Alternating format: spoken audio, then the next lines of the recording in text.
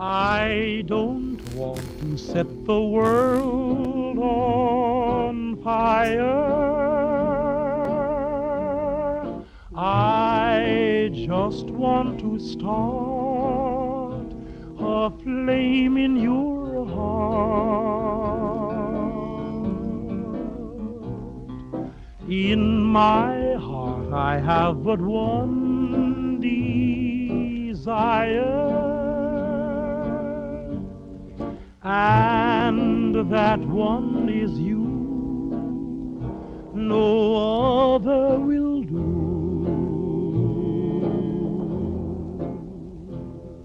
I've lost all ambition for worldly acclaim. I just want to be the one you love. And with your admission that you feel the same, I'll have reached the goal I'm dreaming of. Believe me, I don't set the world on fire.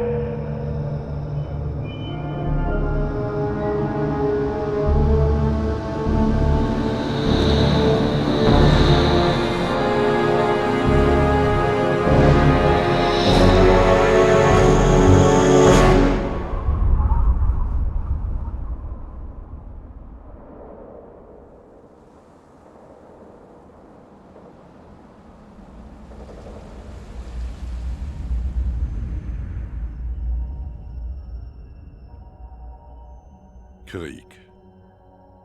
Krieg bleibt immer gleich.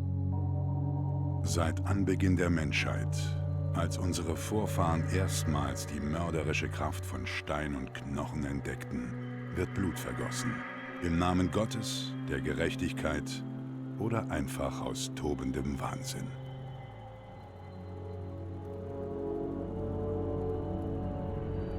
Im Jahre 2077, nach Jahrtausenden bewaffneter Auseinandersetzungen, konnte sich die destruktive Natur des Menschen nicht länger aufrechterhalten. Die Welt stürzte in einen Abgrund nuklearer Feuersbrunst und Strahlung.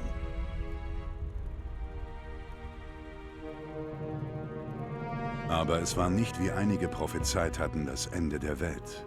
Vielmehr war die Apokalypse lediglich ein Prolog für ein weiteres blutiges Kapitel menschlicher Geschichte. Der Mensch hatte die Welt zwar zerstört, doch Krieg bleibt immer gleich.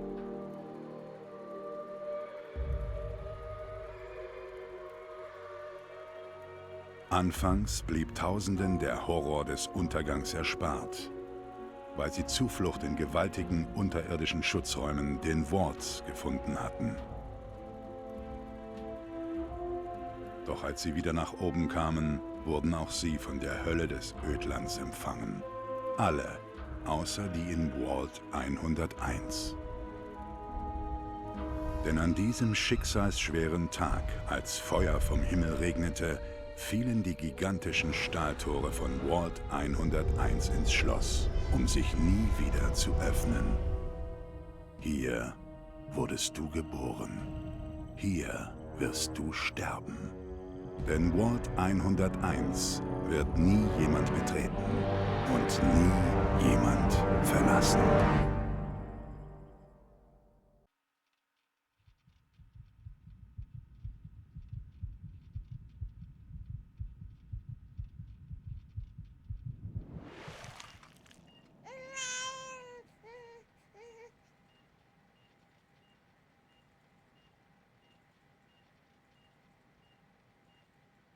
Mal sehen. Bist du ein Junge oder ein Mädchen? Und somit grüß dich zurück zu Fallout 3. In der Videobeschreibung, wenn es dich interessiert, ist das erste Mal, oder ja, das, was ich heute das erste Mal aufgenommen habe für YouTube, ist in der Videobeschreibung verlinkt. Und den Rest sehen wir in den nächsten 2 Stunden, was auf uns zukommt. Kurzen Augenblick, hier mache ich ein paar kleine Korrekturen. Genau, schrauben wir die Lautstärke noch ein bisschen höher. So, ja, dies ist mit den wenigen Zuschauern oder mit den Abonnenten ein kleiner ja, das ist durch eine Umfrage rausgekommen, eine 2-Stunden-Aufnahme. Ja, mehr kann ich dazu nicht sagen. 2 Stunden und so lange wie es geht, geht's. Genau. Ich will jetzt nicht viel mehr verraten, als was nötig ist. Wir fangen mal an. Ich spiele zum ersten Mal mich selbst. Genau. Ein Junge? Ein Junge. Wir haben einen Sohn, Catherine. Einen wunderschönen, gesunden Jungen. Oh, James, wir haben es geschafft. Ein Sohn. Unser wunderschöner Sohn. Du hast eine tolle Zukunft vor dir, mein Sohn. Da bin ich mir sicher. Na, wen haben wir denn da? Hallo. Ich bin dein Papa, kleiner Mann. Papa. Du brauchst noch einen Namen, nicht wahr? Deine Mutter und ich haben uns unterhalten. Was hältst du davon? Na, sicher nicht diesen, den ihr euch gedacht hattet. Wir nehmen ganz rotzfrech, kurzen Augenblick. So, dann machen wir dies, dann machen wir das, dann machen wir das und dann machen wir jenes und fertig. So. Das ist ein schöner Name. Meinst du nicht? Passt perfekt zu dir. Anscheinend ist die Genprojektion abgeschlossen. Mal sehen, wie du aussiehst, wenn du erwachsen bist. Ach du heilige Kacke, das muss ich auch noch machen. Okay, ja, das passt. Was haben wir denn Vorgaben? Nö, das schaut zu. Nö. Naja, mit diesem Zwiebel, ha? Ja, mit diesem Riechkolben sicher beeindruckend. Okay, ja. Wie schaue ich aus, wenn ich älter bin? Gut, jetzt mit meinen 44 will ich da nicht mehr viel machen können. Machen wir so, dann machen wir anpassen, Form, was, Form? Nö, Ton. Einen Bart? Nö, was gibt's denn bärtemäßig? Ich meine, ich bin nicht unbedingt der Typ, der auf Bärte steht, muss ich halt auch dazu sagen. Na gut, hier gibt's keinen Bart. Na gut. Gut zu wissen. Dann eben nicht. Grün? Also nur gut, dass ich nicht sehe. Ja, weißt du was, wir bleiben bei Blau. Scheiß drauf. Zurück. Weiter. Frisur. Was haben wir denn alles? Unruhe. Kriegsfalke. Naja. Hä?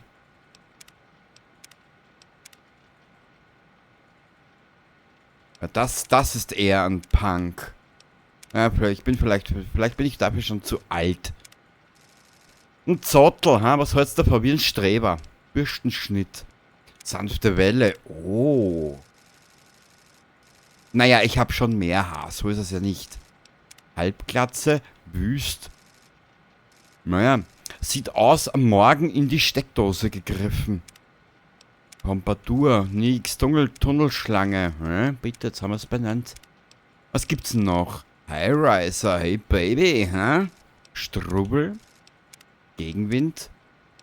Kriegsfalke, die Unruhe.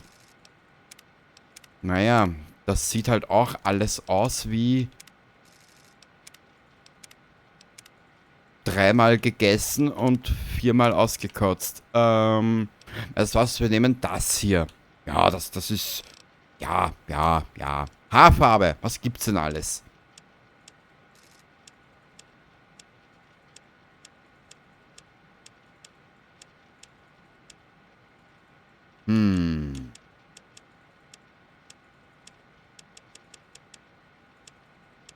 Irgendwas, ich will was Schreiendes, weißt? Wo selbst...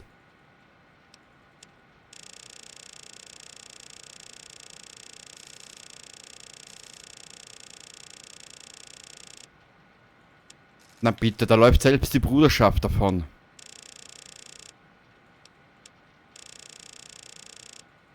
Ja, das schreit so richtig. Gesichtsbehaarung.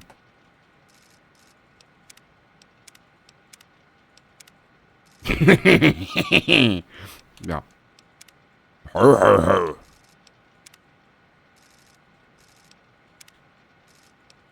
Alter Kauz. Wer hatte so einen Bart? Das war eher James Hetfield, ha? Chopper, Spitzbart, ehrlicher Abe. Naja.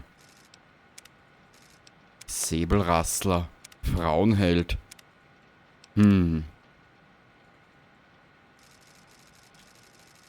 Nö. Machiavelli, Kinnflaum, nee. Kavallerie, Daddy O, Trucker, Raubein, dünner Streifen, Rennstreifen, eine Prise Soul, okay. Reifenspur, na das sieht ja wirklich aus wie eine Reifenspur. Genosse, Kinnbärtchen, was? Manchu.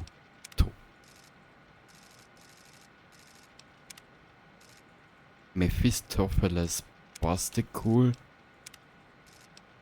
Ombre, Deserteur, Reibeisen, Hand des Toten, okay, Kneipenschläger, sieht auch geil aus.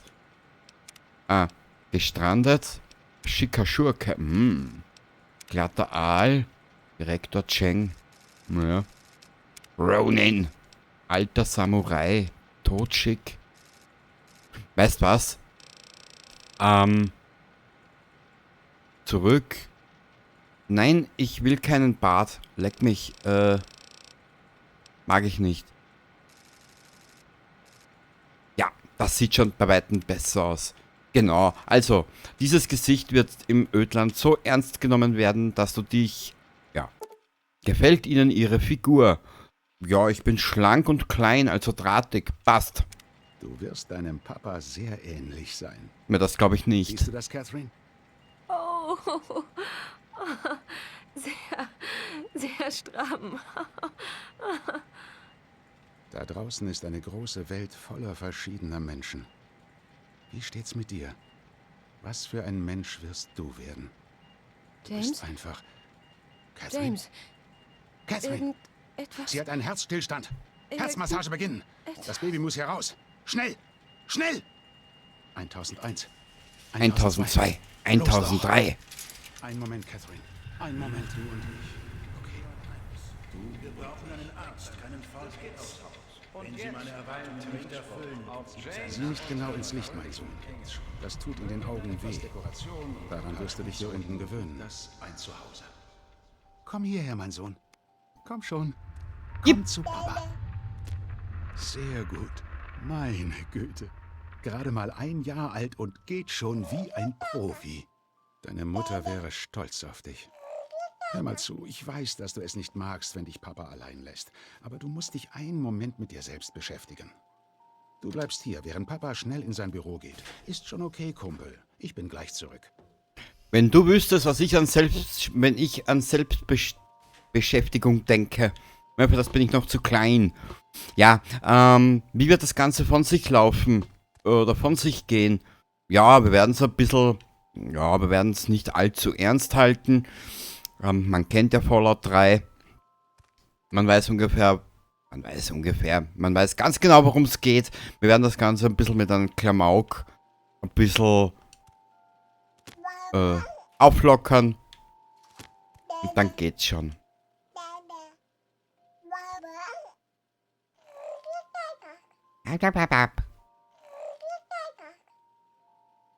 Ja, genau. Stärke. Stärke steht für Stärke, ja genau. Ich bin so stark, ich kann mehr Spielzeug tragen und den ganzen Tag Sachen mit mir herumschleppen. Ja, genau. Weißt was? Wir nehmen 5 Punkte. Steht für Wahrnehmung. Zur Wahrnehmung gehört alles, was ich schmecke, rieche, sehe und höre. Ja, natürlich. Ja. Kaffeeol schmeckt mir nicht. Meine Fürze riechen, sehen tue ich schlecht, darum trage ich eine Brille und hören tue ich gerade noch so. Genau. Das lassen wir so, hätte ich gesagt. Na, machen wir so. Ausdauer steht für Ausdauer, ja genau. Wenn ich mehr Ausdauer habe, kann ich länger spielen. Auch wichsen. Ich fühle mich gesund und habe ganz viel Energie. Na bitte, jetzt haben wir es benannt. Schauen wir mal. Charisma. Da bin ich vorne dabei. Ich bringe meine Freunde zum Lachen und mag es nicht, andere zu hassen. Ja, ich mache das eher aus einem anderen Grund. Genau. Intelligenz steht für, du weißt schon für was. Ich bin sehr klug und kenne mich ganz toll in Mathematik und mit Wissenschaftssachen aus. Naja, in Mathe hatte ich eine 4 und in Wissenschaft bin ich durchgefallen. Ja, genau. Jetzt hast du es benannt. Jetzt haben wir noch 3 Punkte. Warte mal, das lassen wir so. Agilität, flink, Glück.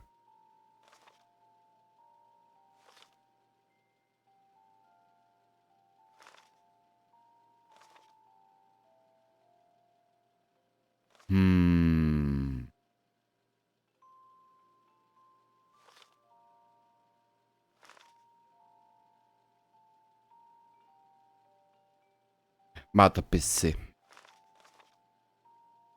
Ich habe eine Idee.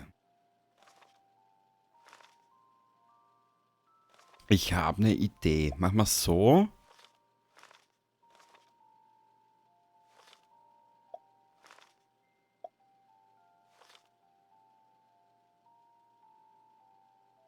Ja.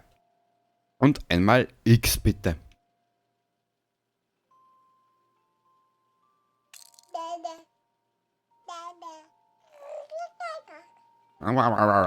Ja, genau.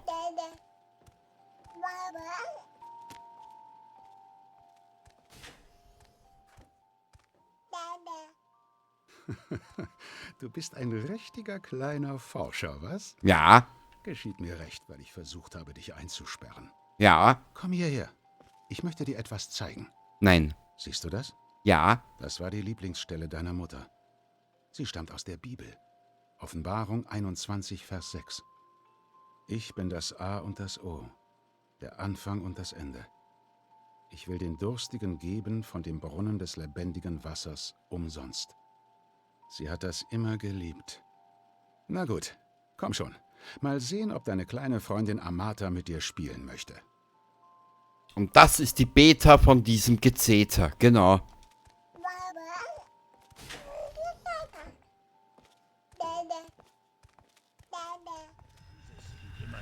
Diese Experimente Seien Sie kein sind Narr. sinnlos. Wir wissen nichts über die Viren und Bakterien, die hier unten überlebt haben. Wir experimentieren und sie überleben. Überraschung! Stanley, Sie haben das Licht zu schnell eingeschaltet und das arme Kind geblendet. Alles Gute zum Geburtstag. Kaum zu glauben. Er wächst so schnell. Herzlichen Glückwunsch zum Geburtstag, mein Junge. Ich kann kaum glauben, dass du schon 10 bist. Ich bin so stolz auf dich. Wenn nur deine Herzlichen Mutter... Glückwunsch, junger Mann. Ich muss dir nicht sagen, dass dies ein besonderer Tag ist, oder?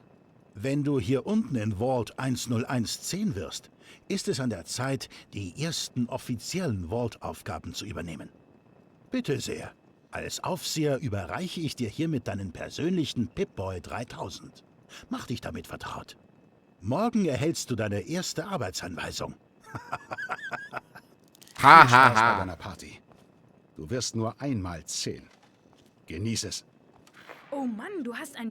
Herzlichen Glückwunsch zum Geburtstag. Da ist uns aber eine Überraschung gelungen, was? Und dein Papa dachte, du wärst uns auf der Spur. Aber ich habe ihm gesagt, er soll aufhören, sich Sorgen zu machen. Du bist leicht zu täuschen. Haha, ich wusste, dass das kommt. Ich kenne den Anfang schon der Geschichte. Hast mich auch nicht ausgetrickst, hab nur so getan, als ob ich nichts wüsste. Großartige Party, Amata. Dass du das für mich gemacht hast. War's das schon oder hat die richtige Party noch gar nicht begonnen? Weißt was? Machen wir. Wir bleiben jetzt mal freundlich. Bitte sehr. Aber dein Papa hat das meiste gemacht. Ich habe nur bei der Dekoration und so geholfen. Hey, wetten, dass du nicht erraten kannst, was ich dir zum Geburtstag schenke? Mach schon, rate. Ich rate mal, es ist bestimmt kein Kaffee, kein Cola und keine Zigaretten. Ich wusste, dass ich dich überraschen würde. Wer ist dein Lieblingsbarbar?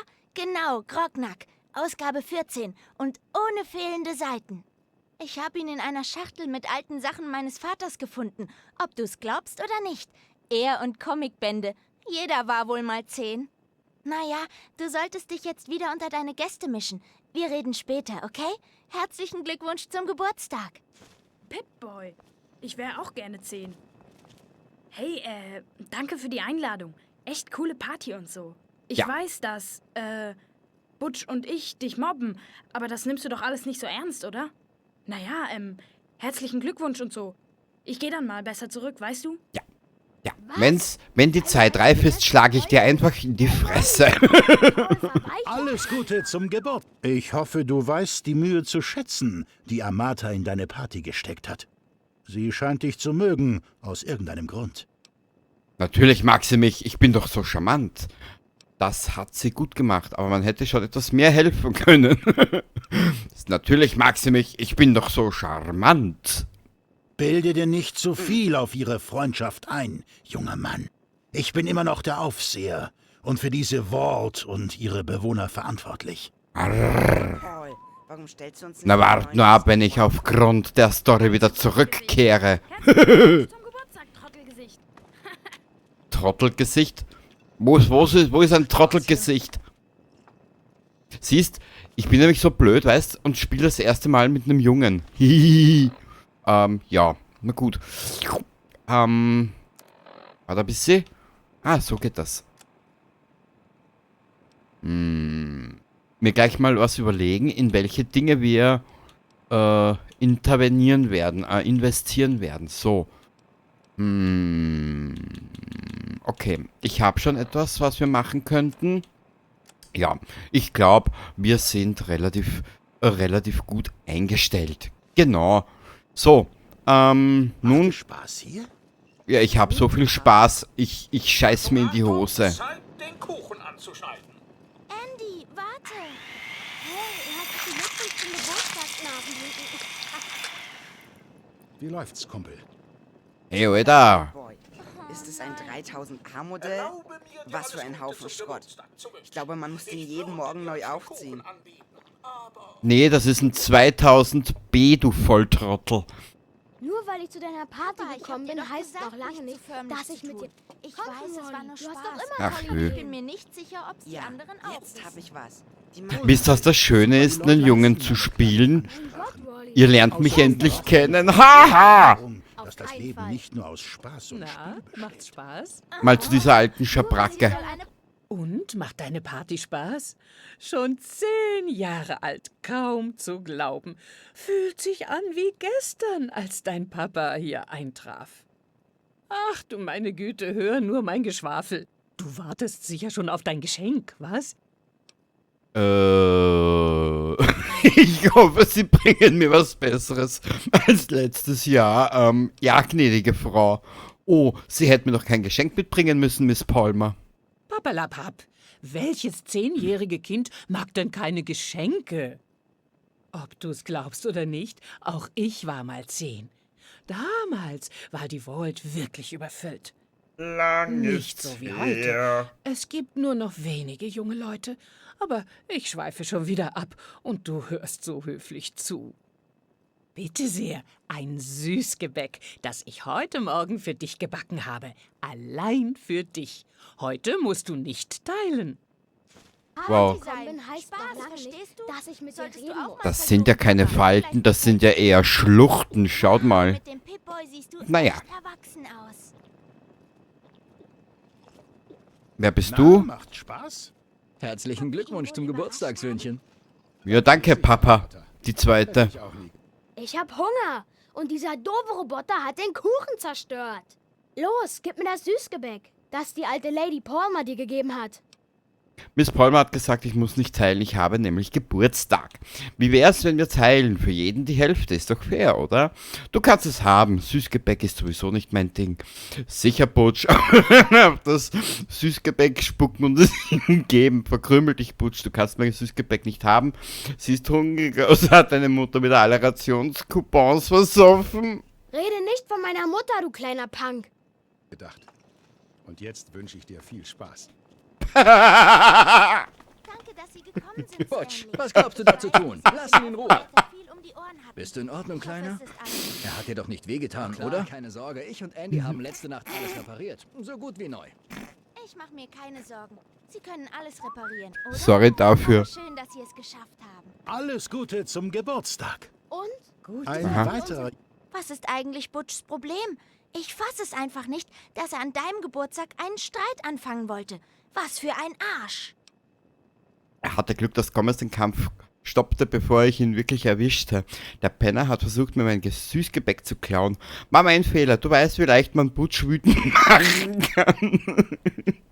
Du wirst wohl nie schlauer, was? Du kannst doch nicht dein Maul aufreißen, wenn du genau weißt, dass du dir dabei eine blutige Nase holst. Oh, dein Papa wirft mir einen bösen Blick zu. Dann lasse ich jetzt mal besser die anderen an das Geburtstagskind. Jugendlicher auf dem Weg, ein produktiver Vault-Bürger zu werden. Ach du Scheiße. Wer ist mit Oh, Vault-Bewohner? Sie sind Versteht ihr? wunderschön. Alles okay? Macht dir Butch wieder das Leben schwer? Mach dir keine Sorgen, Papa. Mit Butch werde ich schon fertig. Er versuchte mir das Süßgebäck wegzunehmen, das mir Mrs. Palmer gab. Eigentlich habe ich damit angefangen. Er geht ziemlich leicht in die Luft. Bitte lass das sein. Ich weiß, dass du Butch nicht magst. Aber wenn du Streit mit ihm suchst, bist du auch nicht besser. Hab keine Angst, dich zu verteidigen. Aber sei auch nicht auf Ärger aus. In dieser Welt gibt es schon genug Ärger. Mehr brauchen wir wirklich nicht. Naja, das waren genug Vorträge für eine Geburtstagsfeier. Geh jetzt wieder feiern. Der will Das schon hast den du ganzen wirklich Tag rumlaufen großartig und gemacht. Vault-Bewohner genannt werden. Manchmal glaube ich wirklich, du bist so dumm, wie du aussiehst. Ihr seid Schau doch mal, alle Butch. blöd. Ich glaube Einer nicht, von dass euch ein muss mickriger einfach Arm eine stark bessere genug ist, Idee diesen haben. Ich bin Pinboy wirklich zu... gerne hier. Schlag Es du ist doch wichtig, mal was Kontakt vor, zu wenn den du so jungen schlau Leuten zu bist. halten. Mit wem können wir noch reden? Mir ist langweilig. Einfach nicht. Natürlich. Erlaube Außer mir, Gomez. dir alles War Gute schön, zum mit Ihnen zu Geburtstag zu quatschen. wünschen. Nochmal Ich vielen Dank würde für dir Ihr ein Stück Kommen. Kuchen anbieten, aber... Ja, da bist du mit dem Messer abgerutscht. Ich verstehe es schon. Warte ein bisschen. Kleidung?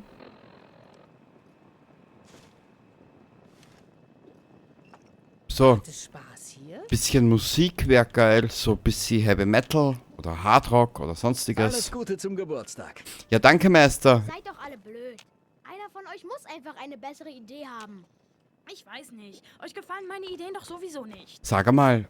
Also, na, Ich fasse es einfach wer bist nicht, du? dass ich wegen meiner... Wie gefällt dir der Pip-Boy da, Junge? Passt der und alles? Wie cool, haben Sie das für mich repariert? Ist in Ordnung, sieht allerdings ziemlich alt aus. Gefällt mir nicht, wie bekomme ich das ab? Ja klar, hier in Österreich ist Arbeiten ab mit 10 Jahren ein bisschen verboten, gell? Wie cool. Ja, hab ich. Schön, dass es dir gefällt. Einige halten die A-Serie für zu einfach, aber mir gefällt sie wegen ihrer Zuverlässigkeit. Das ist interessant, wirklich. Klar, mir egal, haben Sie mir das zum Geburtstag mitgebracht. Danke, Stanley. Keine Ursache.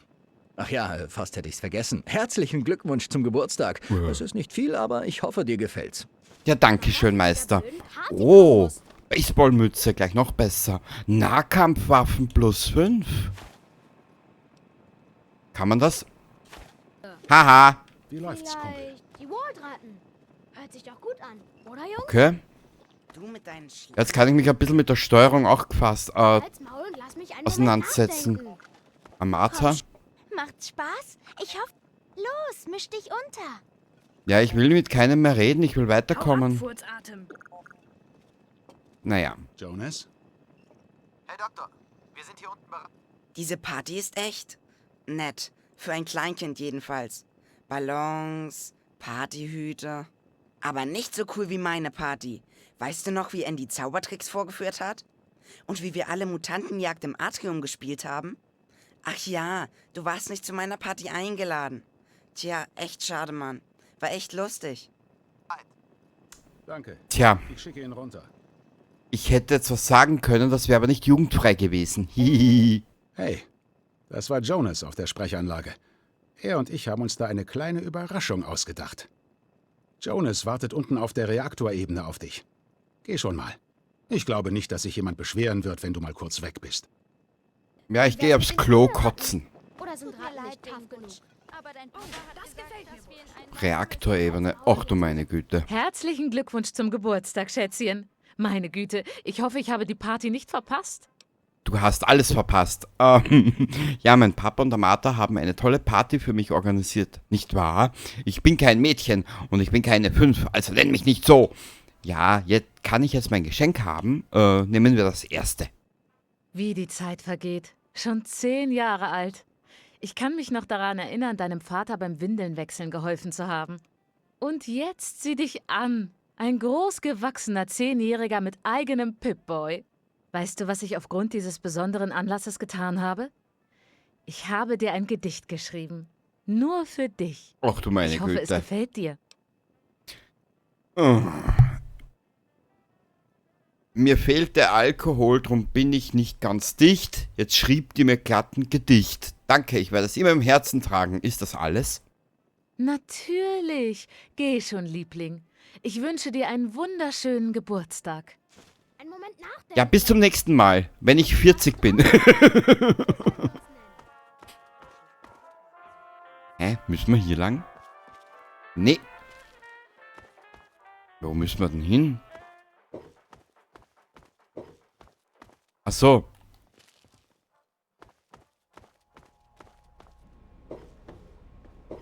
Hey, was machst du hier unten, Junge? Ich dachte, Kinder haben auf der Reaktorebene nichts zu suchen.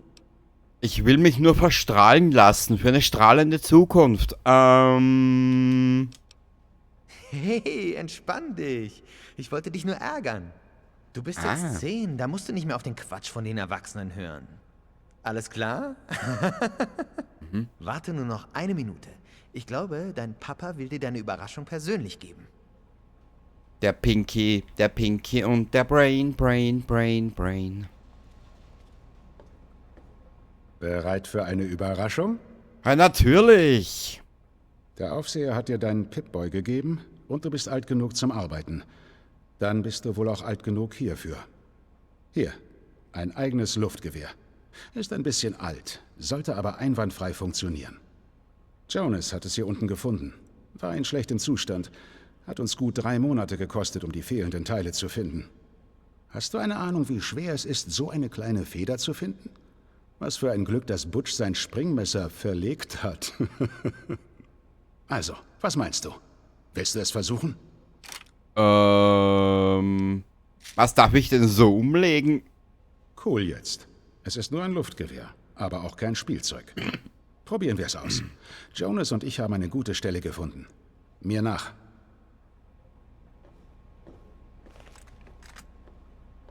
Ja, bitte nicht böse sein, aber wir werden das Ganze ein bisschen auch ins Lächerliche ziehen. Ein bisschen an Klamauk. Man kennt Fallout. Nun, wie sieht's aus? Du kannst jederzeit herkommen und schießen, wenn du willst. Das ist super. Danke, Papa. Bitte sehr, Junge. Herzlichen Glückwunsch zum Geburtstag. Ja, danke. Darf ich jetzt endlich schießen und mein Glück damit begießen? Na bitte, schau dir das an, herst da. Vorsicht, eine Rat-Kakerlake. Glaubst du, dass du sie mit deinem Luftgewehr kriegen kannst? Wo? Einfach zielen und schießen. Das schaffst du schon. Wo ist hier eine Radkakerlake?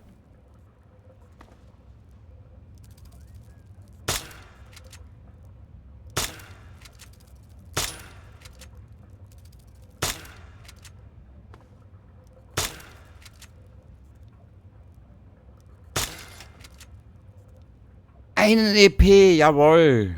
Gute Arbeit. Eine Rat-Kakerlake weniger, die uns das Leben schwer macht. Lass uns ein Foto machen und den Moment festhalten. Hey, Jonas, mach mal ein Foto von mir und dem Großwildjäger.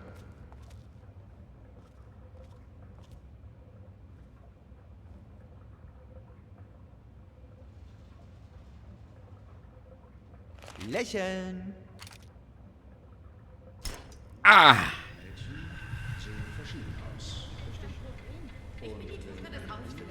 Das stimmt nicht. Ich bekomme doch keine Sagen Sie mal, sind Sie wirklich 21, Vers 6. Ich bin das A und das O. Der Anfang und das Ende. Soweit ich sehen kann, bist du ein aufgeweckter, gesunder 16-Jähriger. Also, ja, du musst am Unterricht teilnehmen und den GOAT machen. Nun geh. Du hast einen GOAT zu machen. Aber mir geht's nicht gut, wirklich nicht. Gibt es etwas über den GOAT? Tschüssili. Mach's gut, mein Sohn. Ja. Jetzt aber nichts wie raus hier. Und viel Glück. Ja. Für das, dass du mich noch in die Scheiße reiterst. Naja. Gut.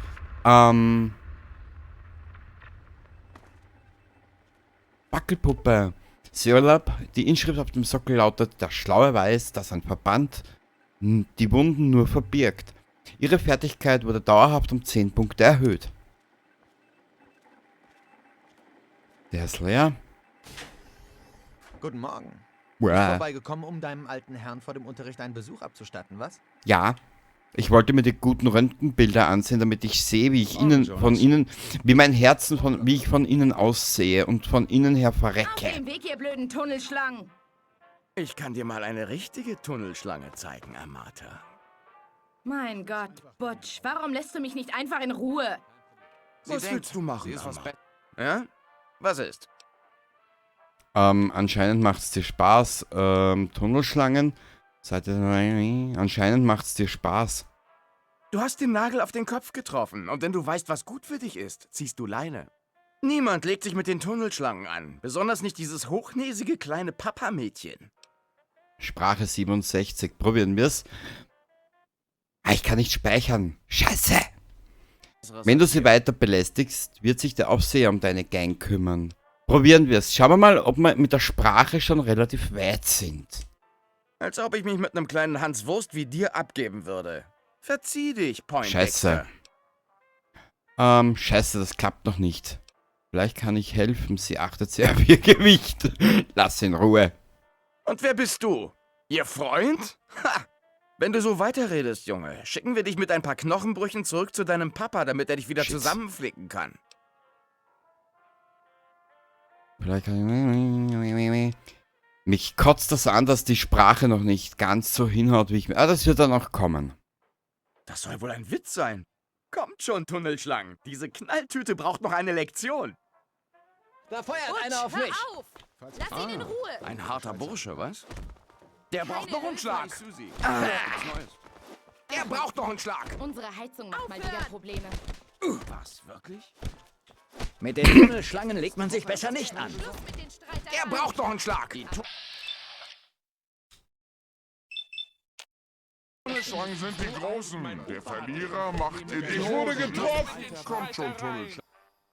Okay, du hast gewonnen. Wir lassen das kleine Mädel in Ruhe.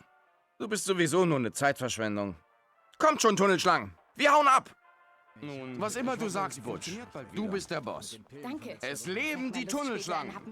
Na gut, gehen wir. Ja. Wollen wir nach dem Unterricht zum Imbiss gehen? Danke, dass du sie mir vom Hals geschafft hast. Arschlöcher.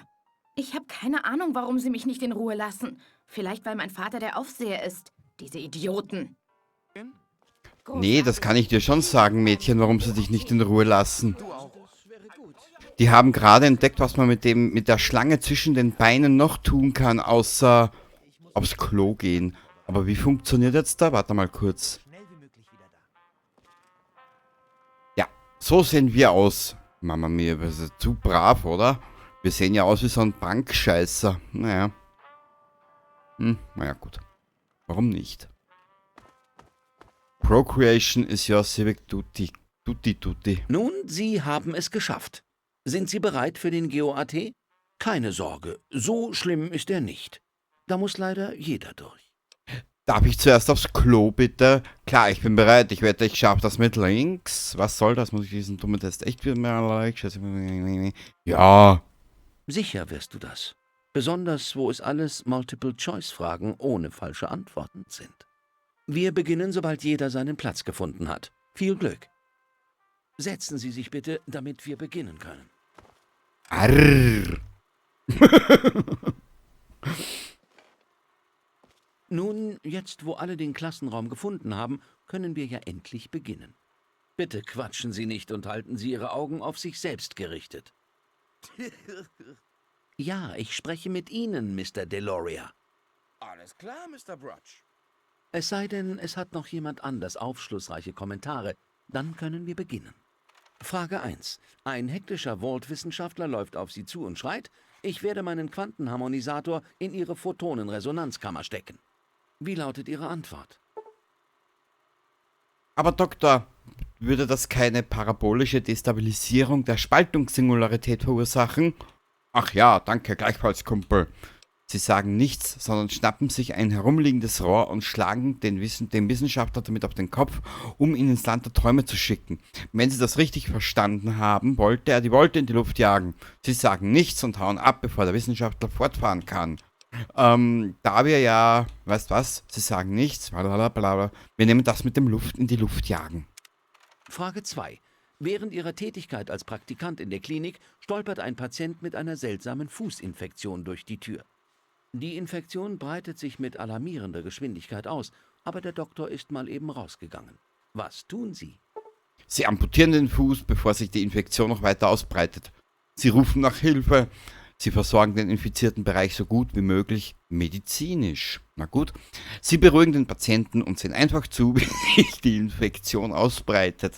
Mir würde das gefallen und mir würde das gefallen. Aber weißt was? Da ich zurzeit ein klein wenig auf Terrifier oder Art den Clown stehe, sie amputieren den Fuß, bevor sich die Infektion noch weiter ausbreitet. Genau, Macheten, Äxte werden ja wohl immer dumm liegen. Frage 3. Sie entdecken einen jungen Burschen auf den unteren Ebenen der Vault. Er hat Hunger und fürchtet sich, ist aber scheinbar im Besitz gestohlenen Eigentums. Was tun Sie? Sie umarmen den Jungen und sagen ihm, dass alles in Ordnung ist. Sie konfiszieren die gestohlenen Gegenstände mit Gewalt und lassen den Jungen als Bestrafung zurück. Sie stehlen dem Jungen das Diebesgut, um es selbst zu haben und überlassen ihm sein Schicksal. Sie bringen den Jungen in Sicherheit und melden ihn dann beim Aufseher. Frage 4. Glückwunsch. Sie haben es in eines der Vault 101 Baseballteams geschafft. Welche Position bevorzugen Sie? Keine. Naja, ich kenne mich beim Baseball nicht aus, also nehmen wir das mit dem Fußball. Frage 5. Ihre Großmutter lädt Sie zum Abendessen ein, reicht Ihnen dann aber eine Pistole und befiehlt Ihnen, einen anderen Vault-Bewohner zu töten. Was tun Sie? Ich klebe die Prothese von den Zähnen rückwärts rein, damit sie sich den Gaumen kratzen kann. Sie fügen sich der alten Dame und töten den Ansässigen mit der Pistole. Sie bitten ihren teuersten Besitz für das Leben des Ansässigen an. Sie fragen Oma lieber nach einer Minigun. Sie möchten schließlich nicht vorbeischießen. Sie schütten ihrer Großmutter den Tee ins Gesicht. Weißt was, wir fragen die Oma nach einer Minigun. Frage 6. Der alte Mr. Abernathy hat sich mal wieder in seinem Quartier eingeschlossen und Sie haben die Aufgabe, ihn rauszuholen. Wie gehen Sie vor? Sie verwenden eine Haarklammer, um das Türschloss zu knacken. Sie bezahlen einen Vault-Gauner für seine Cherry-Bomb und sprengen die Tür auf. Sie gehen zum Waffenhaus, holen sich eine Laserpistole und schießen das Schloss aus. Sie verschwinden und lassen den alten Kauz verrotten. Frage 7. Oh nein, Sie wurden der Strahlung ausgesetzt und aus Ihrem Bauch wächst eine mutierte Hand. Welche Therapie eignet sich hier am besten? Mit einer...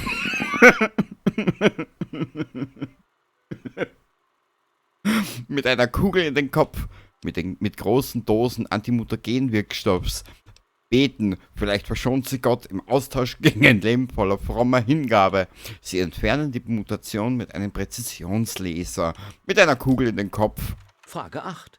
Ein Bewohner der Vault 101 ist im Besitz eines Grognak der Barbar Comicbands, erste Ausgabe. Sie wollen ihn unbedingt haben. Wie bringen Sie es am besten in Ihren Besitz? Sorry, dass ich jetzt ein bisschen mal was anderes probiere. Aber ich habe gerade so einen immensen Spaß dran, ein bisschen den Trottel raushängen lassen. Sie tauschen den Comicband gegen eines ihrer eigenen wertvollen Besitztümer. Sie stehlen dem Comicband mit vorgehaltener Waffe. Sie schleichen ins Quartier des Ansässigen und stehlen ihm den Comicband vom Schreibtisch. Sie träufeln ein paar K.O.-Tropfen in die Nuka-Cola des Ansässigen und nehmen den Comicband, wenn er bewusstlos ist. Frage 9. Sie entscheiden, es wäre lustig, Ihrem Vater einen Streich zu spielen. Sie schleichen sich ungesehen in seine Privaträume und... lösen die Schrauben an einigen Rohren. Wenn das Wasser aufgedreht wird, wird das Badezimmer überflutet. Sie legen einen Knallfrosch in die Toilette. Das wird schon für Chaos sorgen. Brechen den verschlossenen Arzneischrank auf und tauschen sein Bluthochdruckmedikament gegen Zuckerpillen aus. Manipulieren die Stromversorgung seines Rasierers, damit er einen elektrischen Schlag bekommt, wenn er sich das nächste Mal rasiert. Legen einen Knallfrosch in die Toilette. Das wird schon für Chaos sorgen. Frage 10. Wer ist unbestreitbar die wichtigste Person in Vault 101? Er, der uns vor der Strenge des atomaren Ödlandes beschützt und dem wir alles zu verdanken haben, was wir haben, einschließlich unseres Lebens. Donald Trump, Donald Trump, Donald Trump, Donald Trump. Stifte niederlegen, allesamt. Das war's, der berüchtigte GOAT. Ich bin mir sicher, dass es für viele von Ihnen kein Thema war. Die anderen, nun, es gibt immer noch Stellen in der Wartungsabteilung. Vergessen Sie nicht, Ihre Tests einzureichen, bevor Sie gehen. Sie wollen wirklich nicht wissen, was mit denen geschieht, die den GOAT vermasseln. Sie haben den Rest des Tages frei, um zu feiern oder zu beten, je nach persönlicher Lage.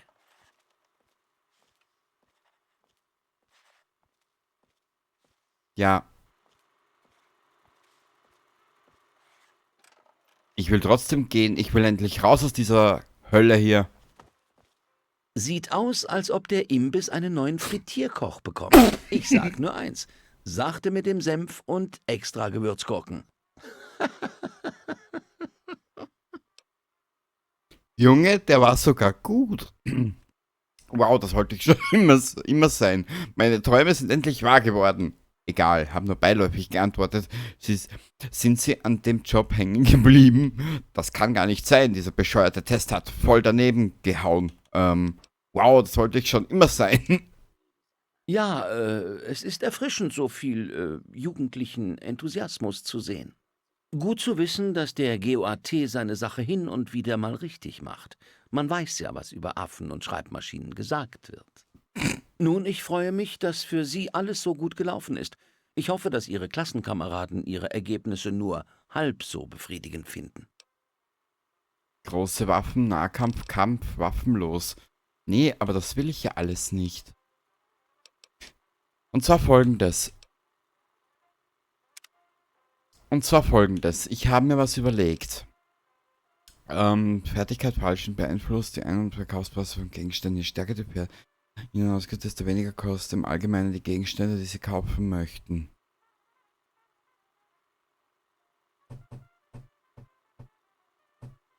Mir ist wichtig, diesmal Sprache,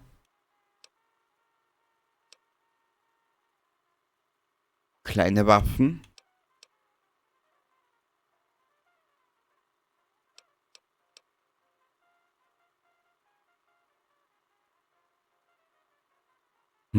nehmen wir vorerst den Dietrich. Schleichen, Wissenschaft, warte ein bisschen, was ist bei Wissenschaft repräsentiert? Computerterminals mit beschränktem Zugriff zu hacken, reparieren, Nahkampfwaffen. Das können wir uns später... Wir nehmen das Ganze mal so. Ich habe Wichtigeres zu tun. Ja, ich auch. Hau ab. Ich hau ab, Trottel. Sogar ein After Papa ist jetzt nicht hier, um dich zu retten. Also was machst du jetzt? Was größte schon aufmüpfig. Sieh mal, genau wie dein Aufwachen! Du solltest Los, diese Dinge aufwachen! wissen. Ich werde nicht ewig da sein, um deine Hand zu halten. Na los, du musst endlich aufwachen. Was ist los? Du musst weg von hier. Dein Papa ist weg und die Leute meines Vaters suchen nach dir. Ja. Er hat die Wort verlassen. Ich weiß nicht wie, aber er ist weg. Und mein Vater, er ist ziemlich ausgerastet. Ich habe dich so noch nie erschrocken gesehen. Mein Vater kann die Vault nicht verlassen. Hä? Also Mr. Verfolgungswahn endgültig übergeschnappt. Na, machen wir das hier. Es ist Jonas. Sie haben ihn umgebracht. Die Leute meines Vaters, sie haben ihn mitgenommen und ihn... Oh mein Gott, du musst gehen. Sofort. Oh Gott, alles okay, Herr. Ja, mach dir um mich keine Sorgen. Tut mir leid, dass du es so erfahren musstest. Ich weiß, Jonas war dein Freund. Aber wir müssen jetzt gehen. Die Leute meines Vaters könnten jederzeit hier auftauchen. Mein Vater kann nicht weg sein. Die Türen sind verriegelt. Ganz recht, ich kann nicht hier bleiben. Aber wohin soll ich gehen? Du bist die Tochter. Na, sie kann das nicht regeln. Wir kommen ja später wieder. Ich muss raus aus der Welt und du wirst mir dabei helfen. Ach,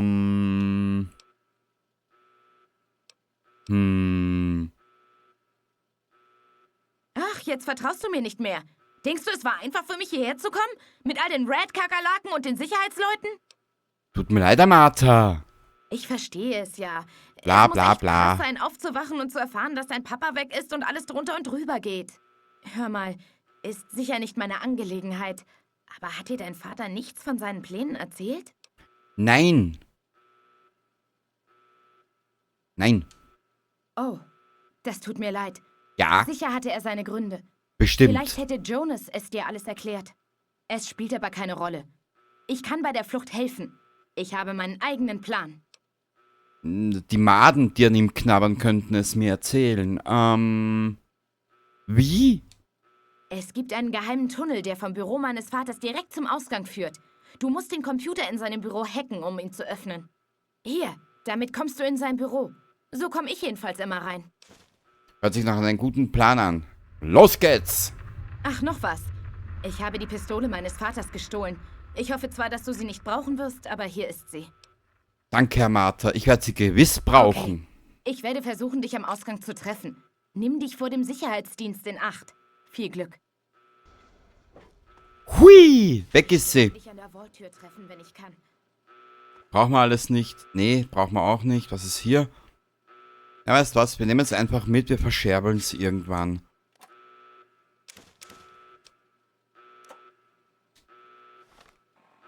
So. Ja, und Entschuldigung, dass ich mich hier ein bisschen aufführe wie der erste Vollidiot. Aber ich habe gerade so meinen Spaß dabei.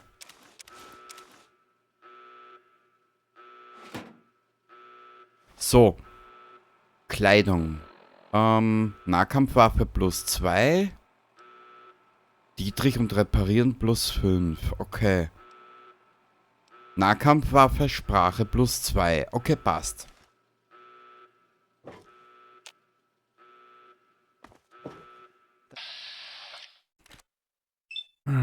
Es tut mir so leid, mein Freund. Ich wollte es nicht. Hab ich dich. Blut. Wow.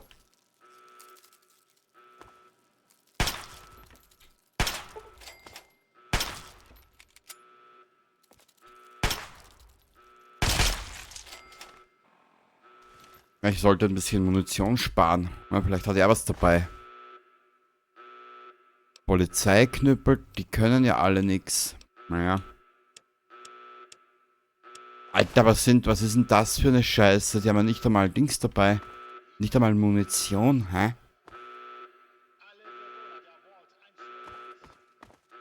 Hier sind wir gerade raus. Was ist hier? Kein Zugang. Die haben bestimmt alles abgeriegelt. Behindern Sie keinesfalls die Arbeit des Sicherheitspersonals der Vault. Jeder Ansässige, der außerhalb Sie müssen mir helfen. Meine Mutter ist mit den Red-Kakerlaken da drin eingeschlossen.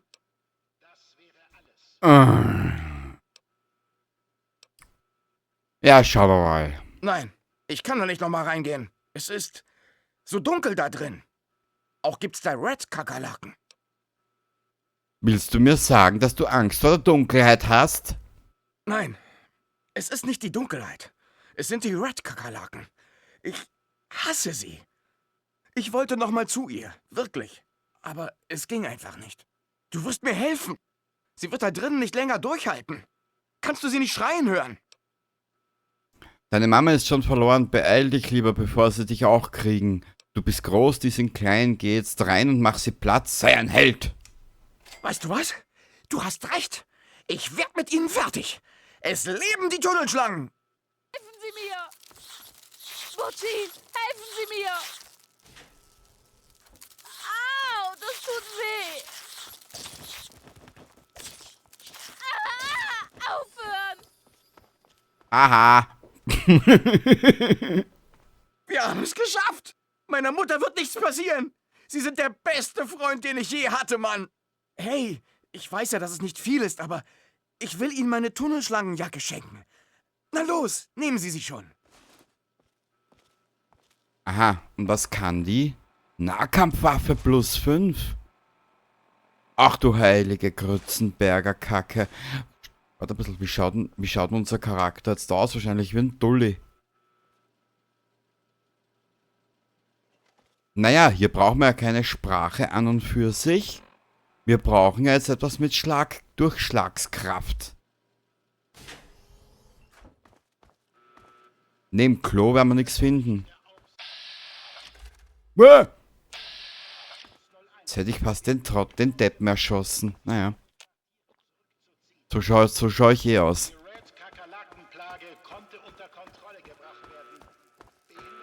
Ja, ich sehe hier noch eine größere Kakerlake.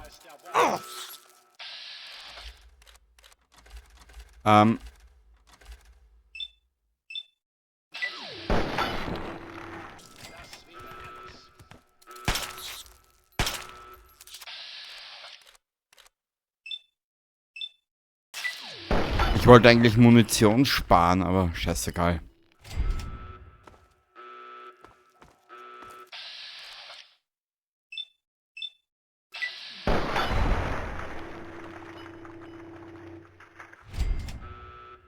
Oma Taylor. Ja. Ich würde eigentlich Munition benötigen. Ein Toaster brauchen wir alles nicht. Kein Zugang.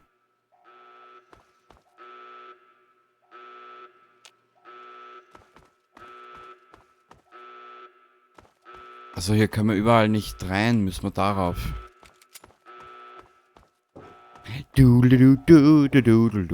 Warten Sie.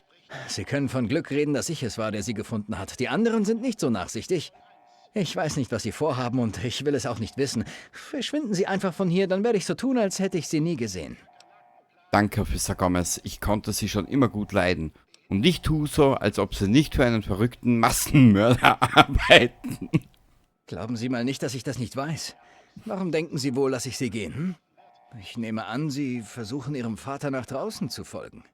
Wenn ich nicht wüsste, was der Aufseher tun würde, wenn er Sie erwischt, würde ich Ihnen niemals raten zu gehen, aber es ist Ihre einzige Chance. Passen Sie gut auf sich auf. Ich hoffe, Sie finden Ihren Vater. Natürlich. Ich bin ja der Hauptcharakter in diesem Spiel.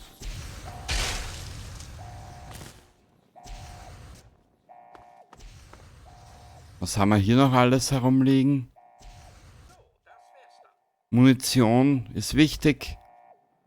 Ich werde jetzt mir nicht... Ich habe Sie nie gesehen. Ja, ich weiß.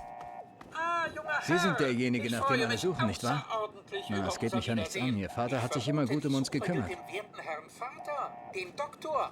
Ich fürchte, Sie haben ihn verpasst. Er ist wohl nach oben gegangen, um frische Halten Sie Luft einfach zu still. schnappen. Ihr linker Stabilisator hat sich durch einen Schlag gelockt. Ist hier irgendwas drinnen? Lackierpistole. Brauchen wir nicht. Es sind Ihre alten, zittrigen Hände, die wackeln. Wir werden uns nicht den Arsch abbluten, gell? Patientendaten. Wenden Sie sich an einen Administrator, den habe ich nicht dabei.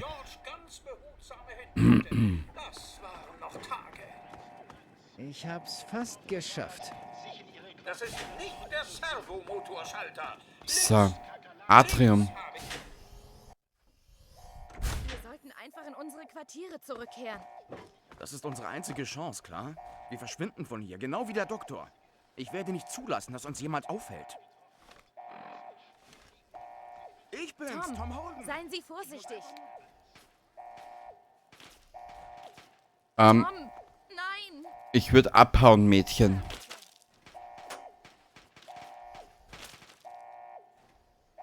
Ja, ich hab's ihr gesagt. Du warst Zeuge. Ich hab's ihr gesagt.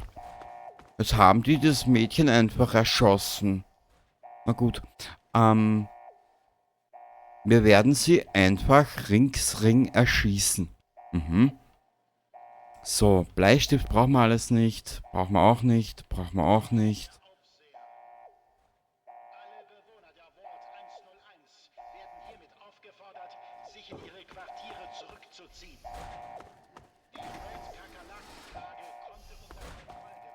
Hier muss ich raus, gell?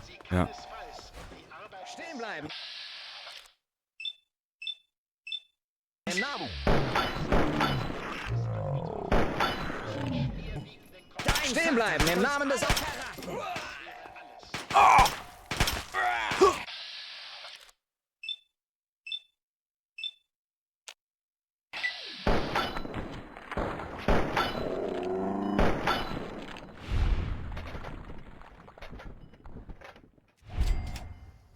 Ja, so viel zum Thema.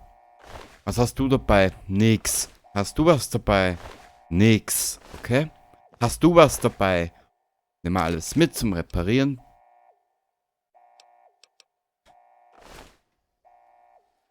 Nö, brauchen wir nicht. Derweil.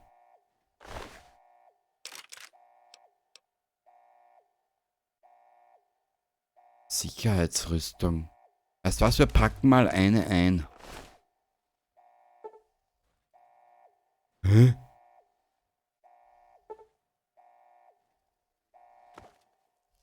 Achso, warte mal, wir müssen da zu diesem einen Tunnel Upper Level, genau.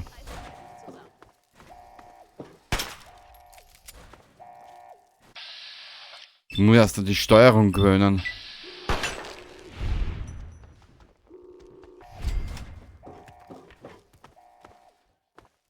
Uäh!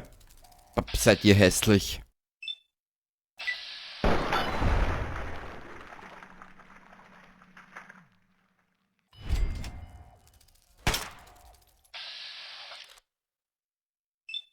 So.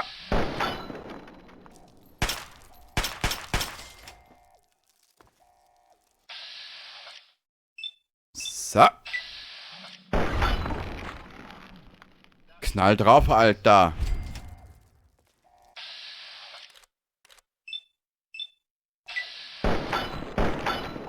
Aha.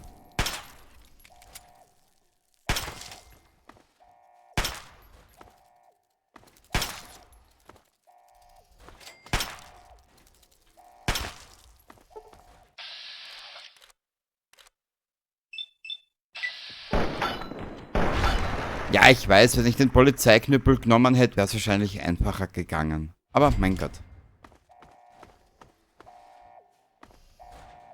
Wir werden uns alles irgendwie zusammenschnorren. Können wir hier... Sehr gut. Sie, das ist Ihr Fehler.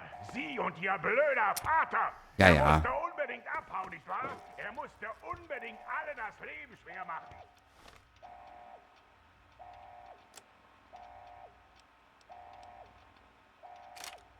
Dieses Rumstolpern in der Dunkelheit ist einfach Das dumme lächerlich. Kind des Doktors ist hier drüben.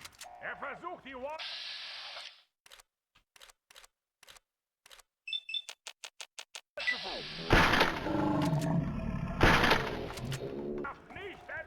Was?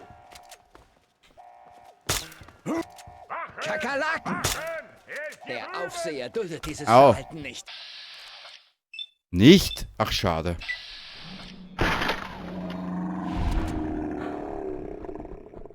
Ja, so ungefähr werden wir uns das ganze Let's Play durch...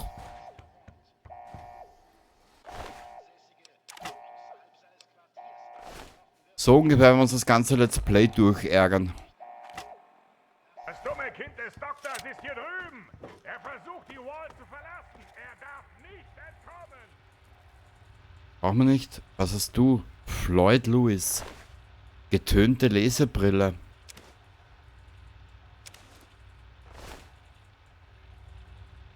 Hast du?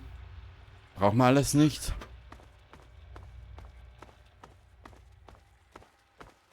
Ich hab doch gesagt, ich weiß nichts. Sei vernünftig, Amata. Officer Mac mag das ja gefallen, aber mir gefällt's überhaupt nicht. Sag uns, wo dein Freund ist. Hier bin ich, du Arsch. Da ist er ja.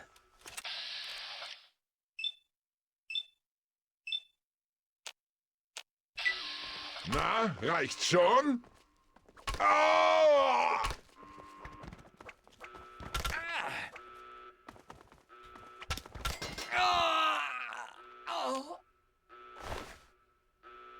Wachen, Hilfe!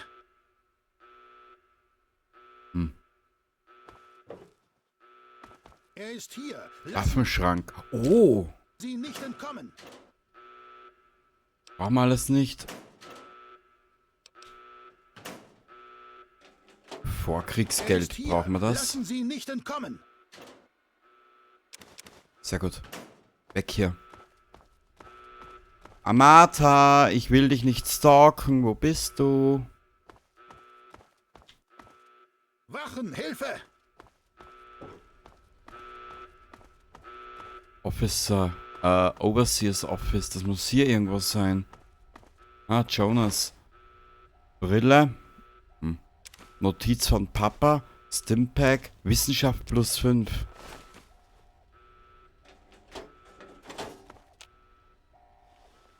Boah, kriege ich das noch hin? Ich weiß es nicht.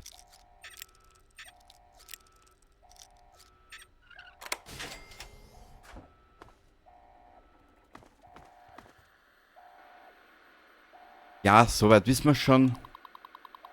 Ach du meine Güte. Mal schauen, ob ich das noch hinkriege. Cares.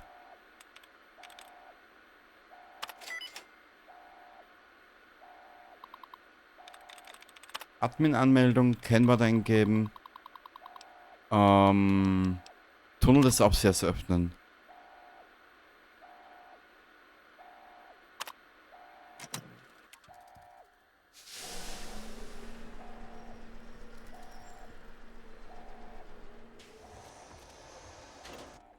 Oh. Ja. Danke, Spiel.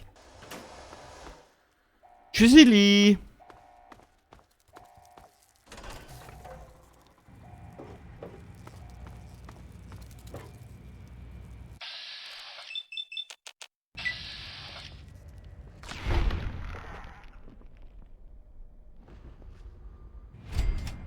Und ihr seid euch sicher, dass ihr das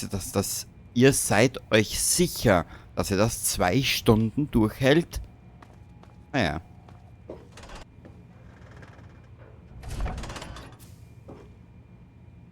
Hä?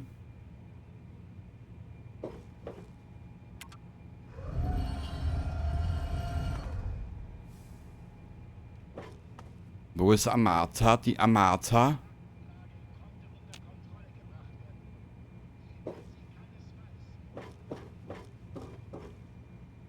Okay. Speichern wir hier mal.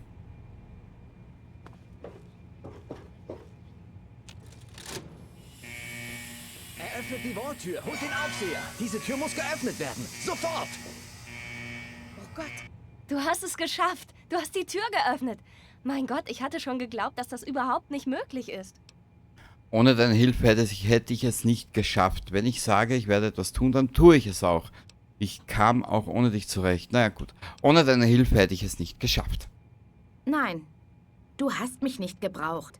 Wenn einer da draußen überleben kann, dann bist du es. Warum kommst du nicht mit mir? Es ist verlockend, aber mein Zuhause ist hier. Die Vault braucht mich mehr als du. Ich bin die Einzige, die meinem Vater zur Vernunft bringen kann. Hör mal, falls du deinen Papa wirklich finden solltest, dann sag ihm, dass es mir leid tut. Du weißt schon, wegen Jonas und meinem Vater und allem. Stehen bleiben, im Namen des Aufsehers. Tschüssi.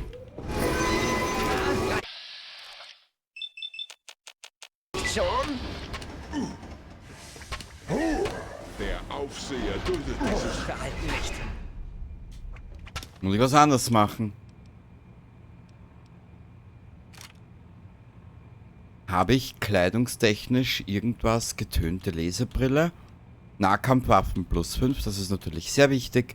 Wissenschaft +5, bla bla blub. Tritra tralala, der Kasperl, der ist wieder da. Genau.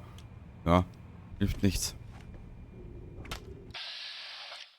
Machen wir zuerst ihn kaputt.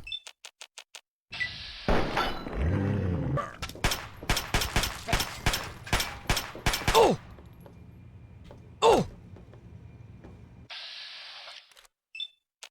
Sie haben so ein schönes Gesicht, Herr Officer Park. Ich muss es Ihnen leider nun demolieren. Hör zu!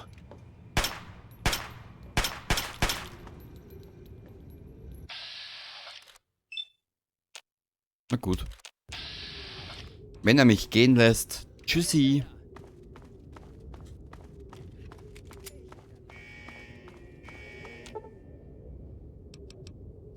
Vault verlassen.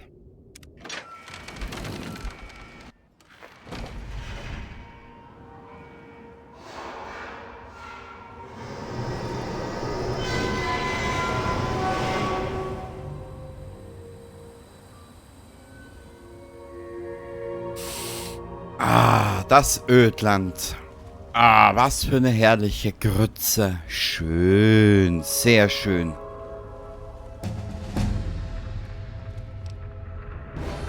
$15 können wir vergeben. Voll geil. Machen wir hier 5. Machen wir hier 5.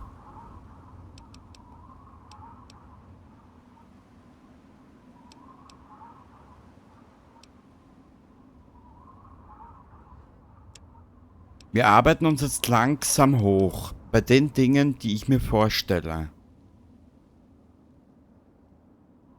Wir treffen ja später auf die Enklave, wenn ich mich recht entsinne. Wissenschaft.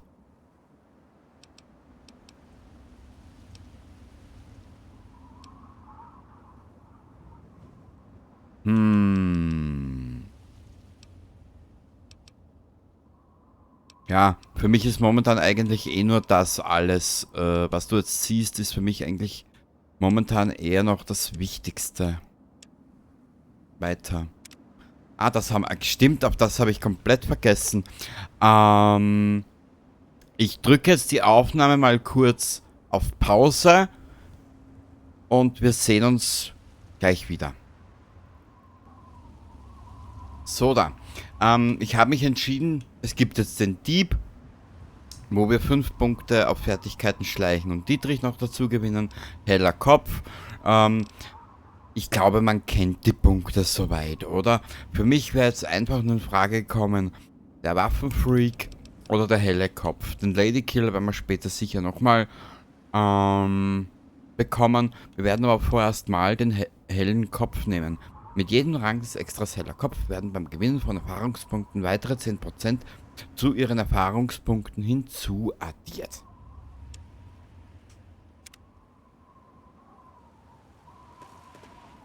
Boah, wie lange war ich schon nicht mehr hier? Voll geil. Es gibt Berichte über einen neuen Funkspruch, der im Ödland der Hauptstadt ausgestrahlt wird. Es scheint sich bei dieser Übertragung um eine Art Notruf zu handeln, bei dem abgesehen von dem Standort und dem Namen des Senders nur sehr wenige Informationen übermittelt werden.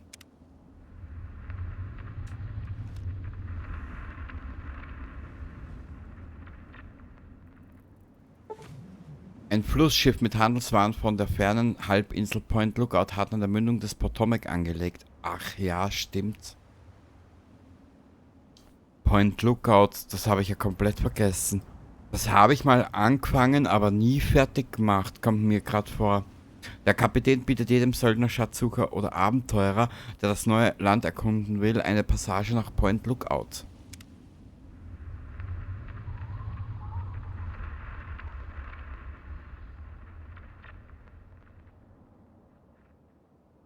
Ja, war's das jetzt schon, oder können wir weitergehen? Ja, ich gehe mal weiter. Galaxy News Radio Funksignal erfasst. Im Ödland der Hauptstadt wird ein neues Funksignal aufgefangen. Es ist zwar unverständlich, klingt aber bedrohlich. Alarm! Im Ödland der Hauptstadt wurde ein neuer Funkspruch aufgefangen. Er klingt wie ein Notruf, scheint aber nur für bestimmte Ohren vorgesehen zu sein. Broken Steel wurde geladen. Ihre Level-Obergrenze wurde auf 30 erhöht. Natürlich. Eins vorweg. Nur, dass du jetzt keinen Schock kriegst. Zuerst Hauptgeschichte und dann eine Erweiterung nach der nächsten. Genau. Wir spielen hier abwärtskompatibel auf der Xbox Series S wird wahrscheinlich eh ersichtlich sein. Es ist relativ, ja, wenn es dich interessiert. Jet Psycho Splitter Granatus, genau. Springvale. Nuka-Cola. Wir werden uns wirklich nur mit dem Notwendigsten versorgen. Ich werde mich jetzt nicht zu Tode looten. Haarklammer, Whisky, Cola, Wodka.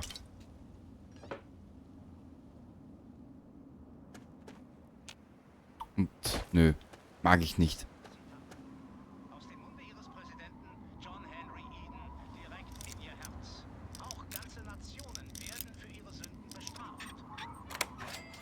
Buffer, Chat, Kronkorken. Können wir alles später verkaufen.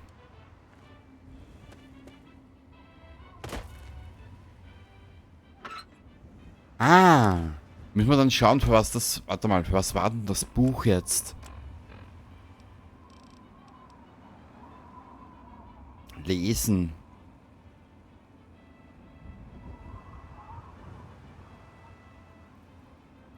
Ja, ich will nur wissen, für was das jetzt gut ist.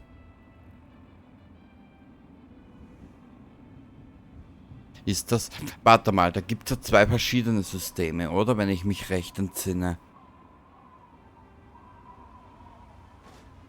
Waffenlos wurde um 1 Punkt erhöht, okay. Also gut, Bücher lesen, so viel Bücher wie es geht, her damit. Ich will Bücher. Ich will noch schlauer werden, als dass ich jetzt eh schon nicht bin. So.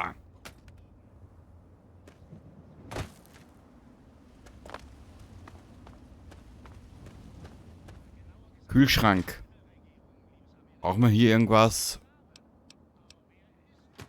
Naja. Das Brahmin Steak könnten wir ja mitnehmen, oder? Wie viel bringt denn das?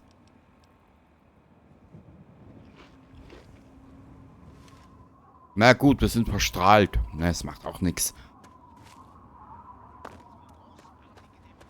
Das ganze Let's Play wird verstrahlt sein. Erfordert Kellerschlüssel. Keine Ahnung, wo der ist. Ja, bla bla bla. Oh.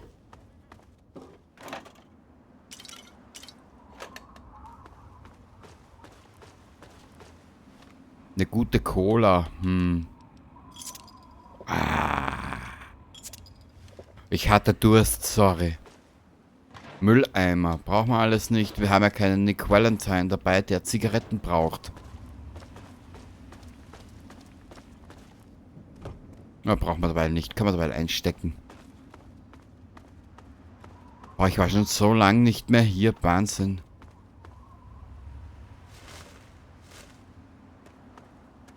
Ich will einen Briefkasten. Ich will Bücher. Aha.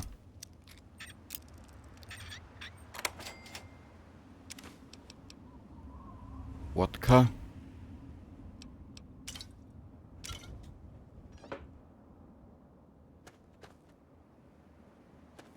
Ah, hier ist die Schule, genau. Die Raider etc. Na, der ist leer. Was war hier los?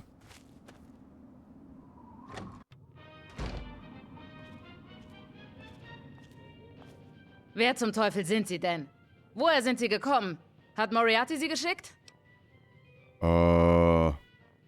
Hey, mal langsam. Wer zum Teufel ist Moriarty? Sie beruhigen sich besser, bevor ich Sie platt mache. Dieser verlogene Mistkerl. Hat er Sie also dazu gebracht, nach mir zu suchen?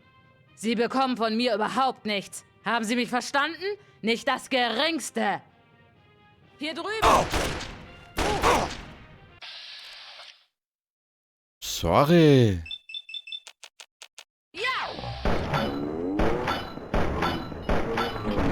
Na sicher.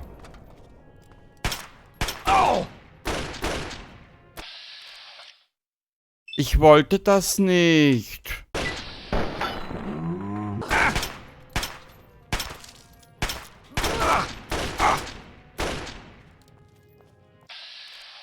Alter, wie viele Kopfschüsse hält denn die aus?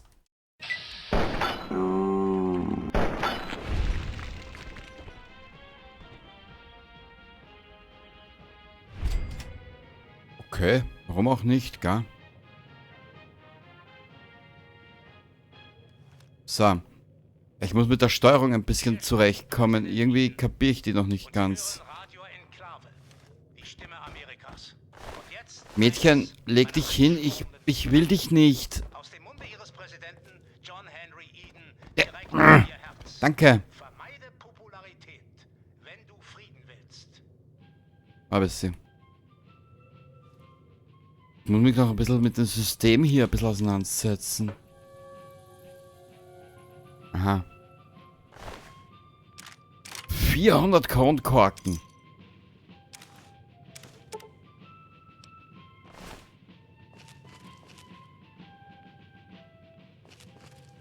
Boah, ich kann mich an so viel nicht mehr erinnern. Okay. Ich hätte gedacht, oder ich hätte mir gedacht... Warte ein bisschen. Jetzt muss ich mal was schauen. Und zwar...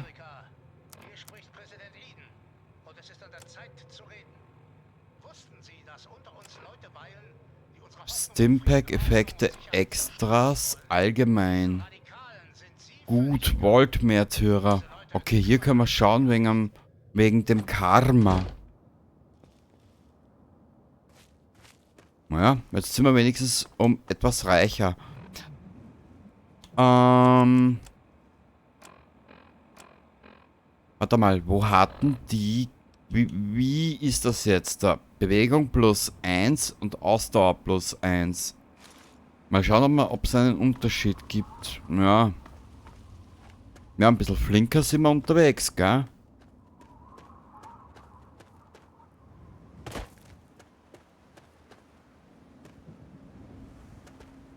War das jetzt... Achso, hier ist ein zweites Haus, okay. Ich war jetzt gerade ein bisschen verwirrt, weißt. Naja, ich hätte gedacht, wir schauen jetzt mal in die Schule. Parker Lewis halt, mäßig, ne? Nicht wahr? Und beim Rest sehen wir dann eh weiter. Was ist hier drin? Briefkasten. Brief von Voltec.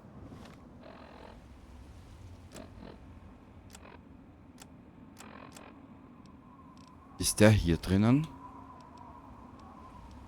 Grognak der Barbar, wo habe ich das aus? Keine Ahnung. Nahkampfwaffe um 1 erhöht, geil.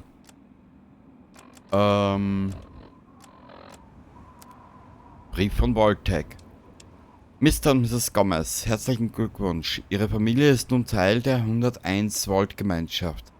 Ihre Antragsunterlagen enthalten ein Dokument mit sämtlichen Regeln und Verfahren, die bei der Vorbereitung auf die Aufnahme in ein Voltec-Werk zu beachten sind. Hier jedoch einige der wichtigsten Informationen. Alter, Kenny, red langsamer, dann kann das auch nicht schief gehen. Voltec stellt Ansässigen sämtliche Kleidung, sämtliches Bettzeug und die gesamte Unterkunft zur Verfügung. Persönliche Besitztümer müssen von einem autorisierten Voltec-Hermetiktechniker geprüft und genehmigt werden, bevor diese an ihren reservierten Quartier im Vault entgegengenommen werden können. Im Falle einer Notzulassung zum Vault sind keine persönlichen Besitztümer im Bereich hinter dem Haupteingang zulässig. Sämtliche Voltec-Bewohner haben an einem Orientierungsseminar teilzunehmen, falls sie nicht im Rahmen der Antragstellung an einem solchen Seminar teilgenommen haben. Vereinbaren Sie bitte sofort einen Termin mit Ihrem Voltec-Vertreter. Im Falle einer Voltec-Aktivierung ertönt eine Voltec-Sirene, die im direkten Umkreis des Eingangs zu hören ist. Dies geschieht bei Proben ebenso wie im Ernstfall. Ansässige werden mittels Holoband-Nachricht unter der Rufnummer kontaktiert, die in ihrem ansässigen Profil gespeichert ist. Bitte melden Sie sich in diesem Fall umgehend bei Vault 101, um bei einer solchen Benachrichtigung die Zulassung und Eintrittsbearbeitung zu durchlaufen. Ach du meine Güte.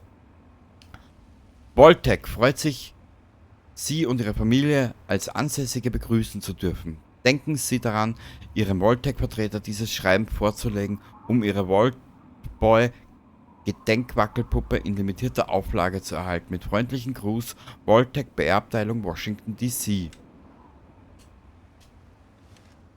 Na gut. Ja.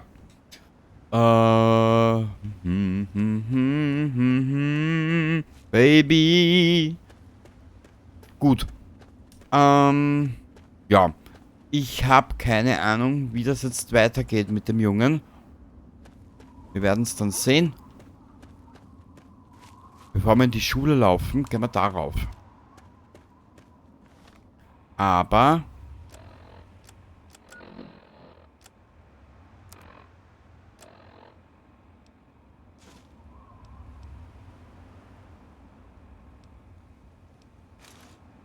bei die Raider brauchen wir die Sprache jetzt noch nicht. Dann nehmen wir die hier. Genau.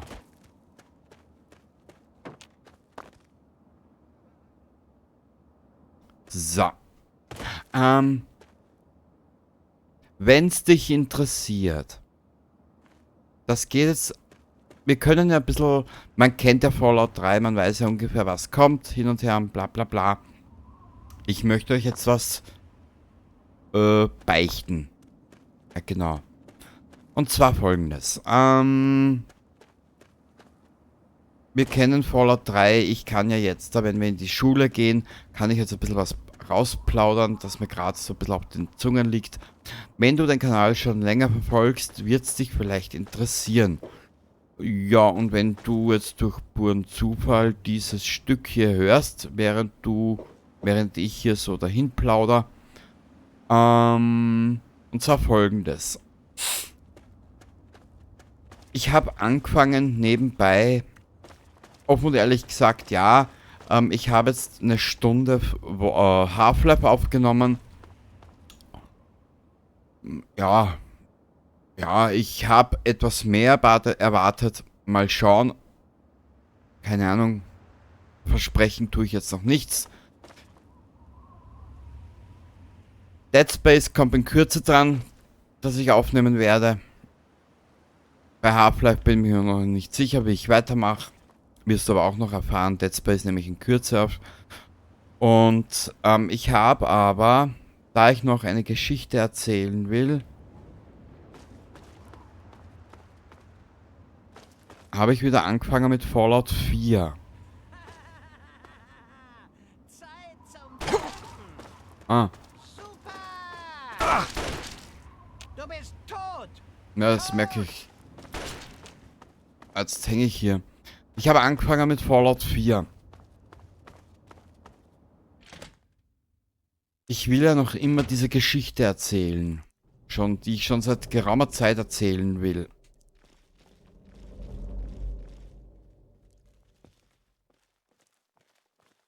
Ich zeige.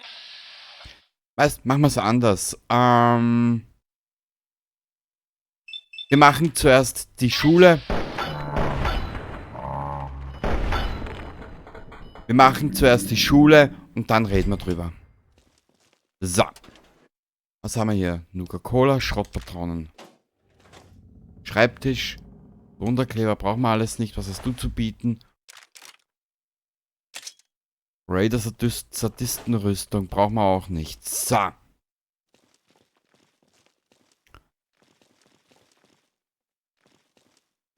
Maulwurfsratte. Ich konnte mich gar nicht erinnern, dass die so groß sind. Naja, jetzt weiß ich's wieder. Ramen Steak. Ja, das nehmen wir mit.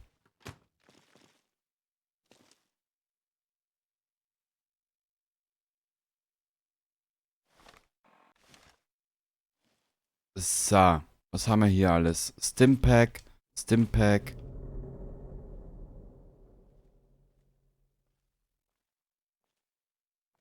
Redaway. Können wir brauchen. Druckkochtopf, was ist hier erinnern? Salisbury Steak, nehmen wir mit.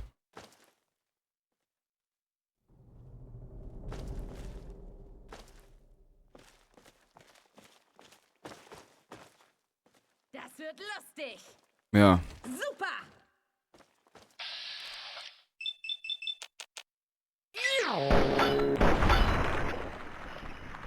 Wow. Die schlägt gleich. Die schlägt gleich einen Salto. Echt? Super. Ja, mir wäre lieber, wenn ich dich sehen würde, du Pfeife.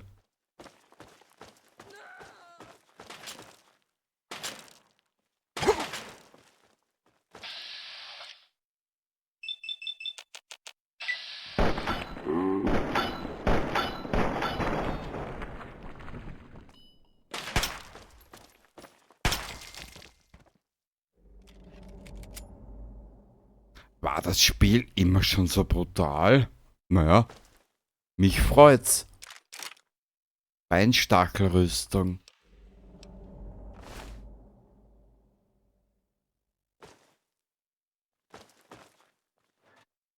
So.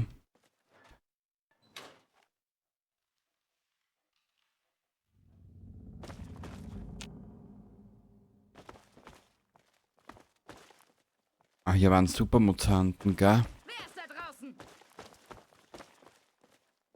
Du meinst eher, wer ist hier drin?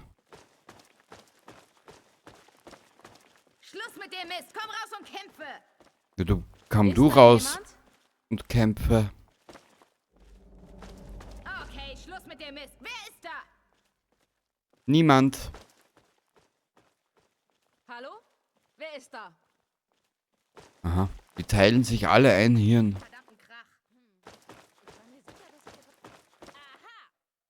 Ja. Ich. Uah!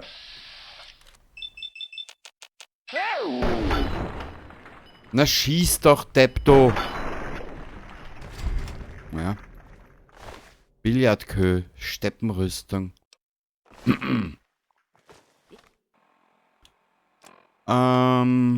Aufbereitetes Wasser und ein bisschen Brahmin-Steak, genau. Wirst du in Stücke gerissen?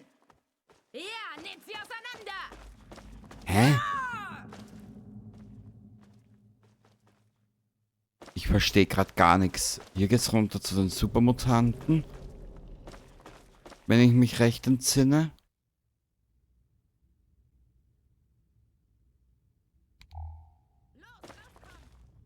Was ist das hier? Lackierpistole. Brauche ich alles nicht. Ich will informiert werden. Mhm. OP-Schlauch. Naja. Ein OP-Schlauch. Ein Katheter ist gleich gesetzt, gell? Na, jetzt können wir reden. Ja, wie du siehst, ich finde keinen von diesen Reitern. Und zwar, ich habe mit Fallout 4 wieder angefangen. Es kann nur sein, das wird gewiss passieren,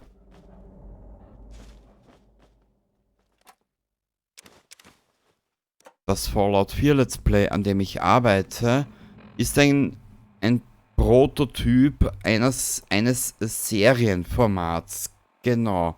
Ich möchte die Geschichte noch immer erzählen. Und sobald ich eine Idee dazu habe, wird es mal in der Zukunft, ich sag mal, wenn ich mir wirklich Gedanken dazu gemacht habe, wird es Mitte 2026 mal ein Infovideo dazu geben, dass ich das sagen kann, wie ich mir das vorstelle. Ja? Also, bitte nicht böse sein.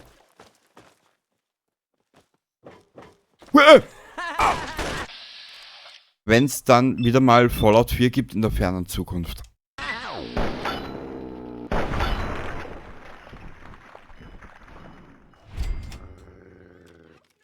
Aber wie gesagt, ich will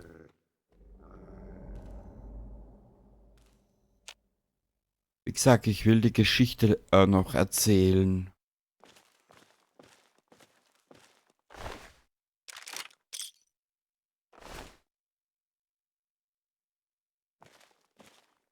Wo ist der Hund?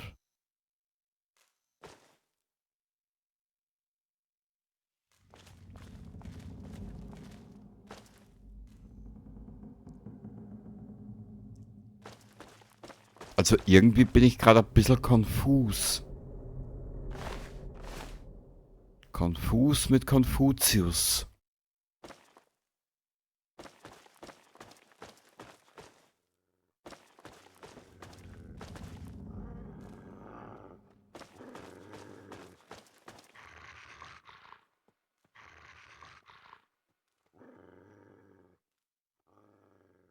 Sag, ich bin ja...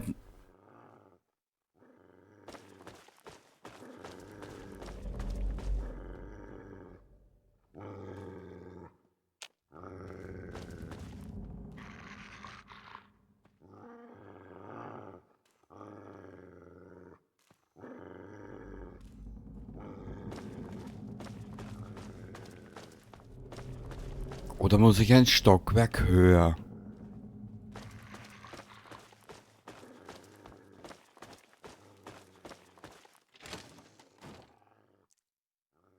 Sicher muss ich ein Stockwerk höher. Ach, ich bin ein Trottel. Siehst, so lange ist schon wieder her.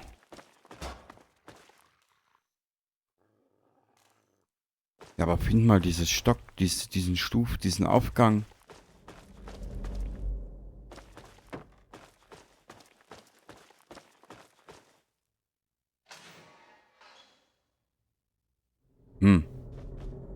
Jetzt ist kurzzeitig mal vorbei mit dem Klamauk, ha? Und alles nur, weil ich Trottel diese Stufe nicht finde. Oder den Aufgang. Weil hier geht's nur in den Keller und da unten sind Supermutanten.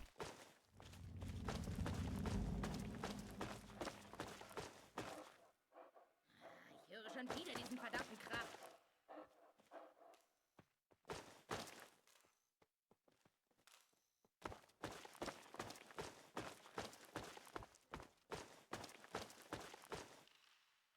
Die Tür zum Ödland. Sag mal. Ich höre die Raider, ich höre den Hund, aber ich finde den Treppenaufgang nicht.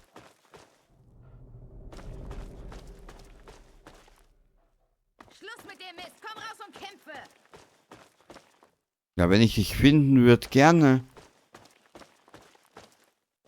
Ah, hier. Verstecken? Vor mir? Bete, dass ich dich nicht finde.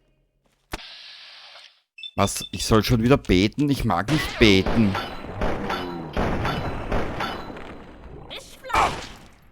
Super!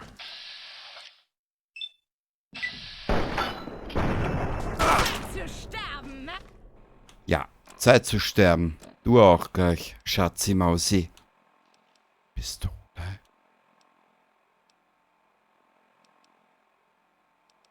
Chinesische Pistole.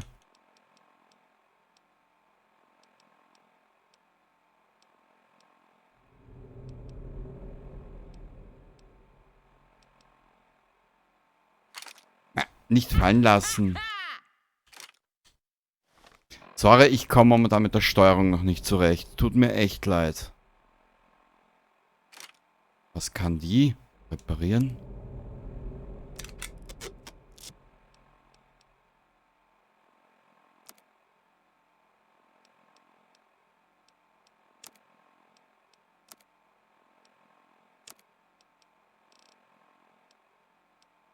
Weg damit. Weg damit. Dann probieren wir die mal. Na, die schaut aus.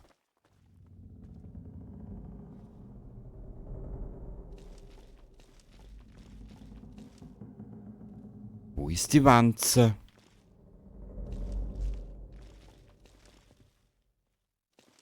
Oder hätte ich sollen sagen Warze?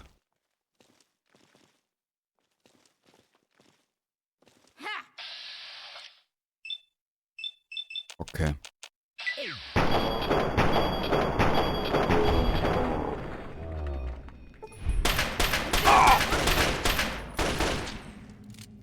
Die kann ja gar nichts. Wir müssen schauen, dass wir dringend bessere Waffen kriegen.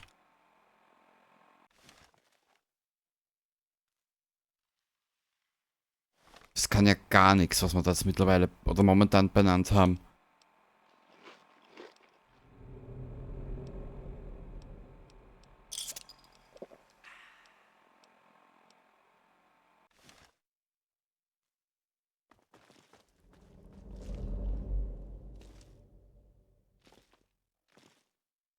Wo ist die jetzt? Deine Zeit. Jetzt da.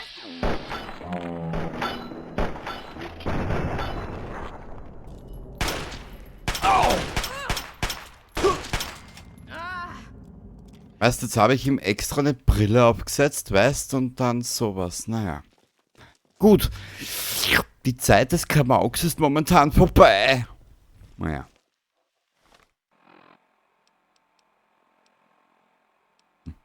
Nimm mal eines. Meister.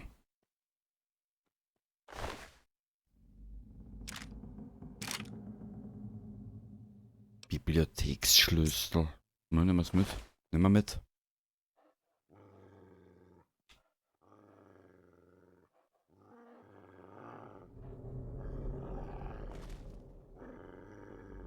Wo ist dieses Hündchen?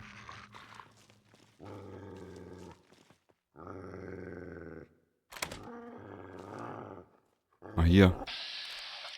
Süß. Aber ich musste leider trotzdem den Kopf wegblasen.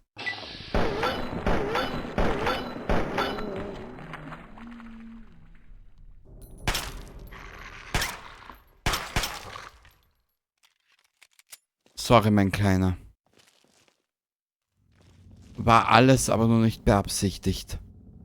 So, ich suche Bücher. Wo könnten die Bücher liegen? In einem Hort des Wissens.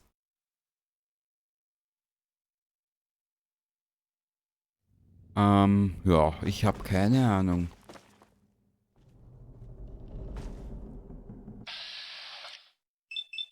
Aha.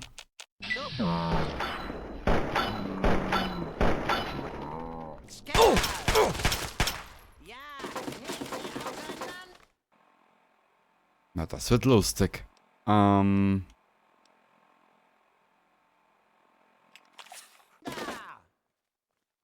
wohl Spaß, was? Noch mehr gefährlich?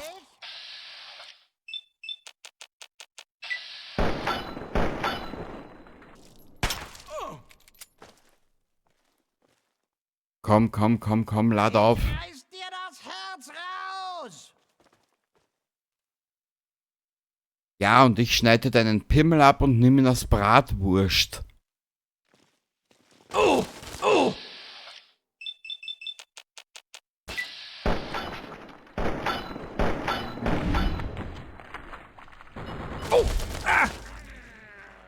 Shit.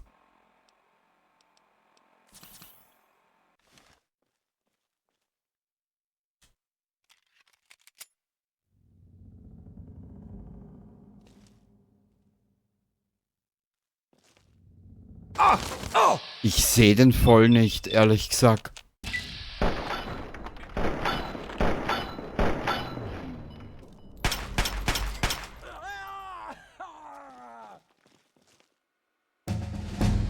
Boah.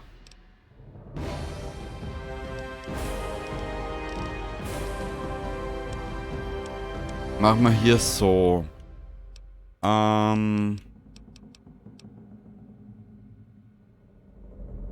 Minigun, Gatling Laser. Ja, aber da sollten wir auch investieren später mal.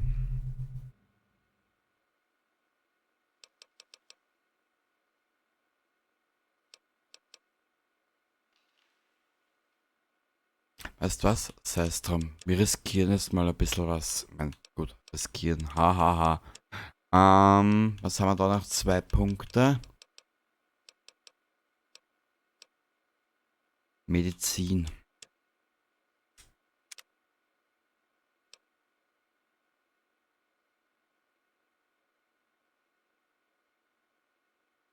Rang 3, okay. Ladykiller, Waffenfreak.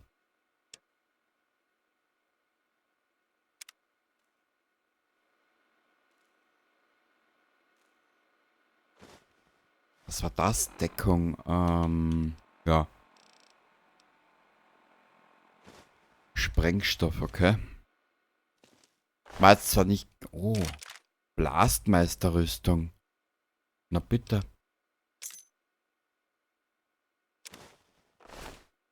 Springvale Minenprotokoll.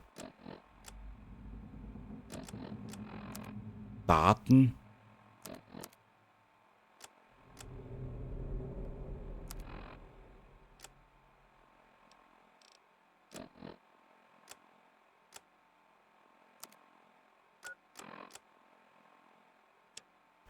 Haben eine verdammte Ameisenkolonie im Tunnel erwischt. Die Bestien haben 7 unserer besten Gräber gefressen, bevor wir den Weg sperren konnten. Wir müssen sie irgendwie vergiften, damit wir weitergraben und uns den Weg in den Vault freisprengen können. Wenn wir nicht bald hinkommen, endet es mit mir noch wie mit Popo. Naja, nur dass ich nicht vom Sheriff, sondern von meinen eigenen Leuten abgeknallt werde. Na bitte. Dann kennst du deine Bestimmung.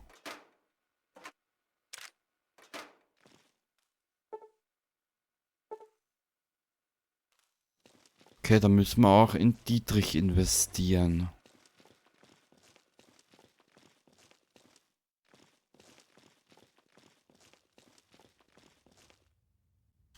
Warte ein bisschen, ich habe jetzt was anderes vor.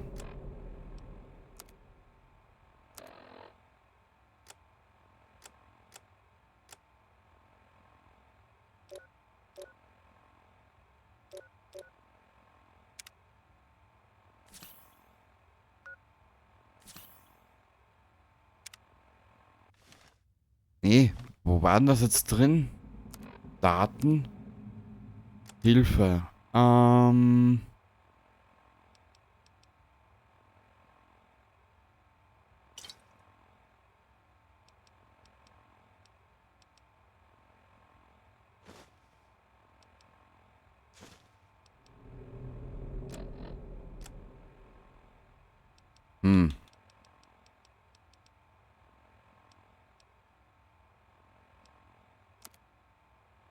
Okay.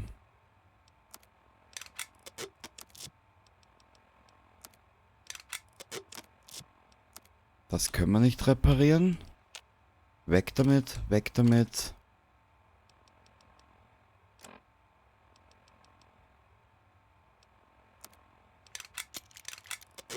So.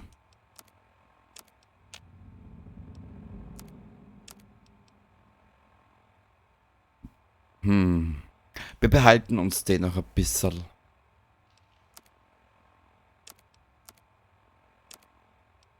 Okay.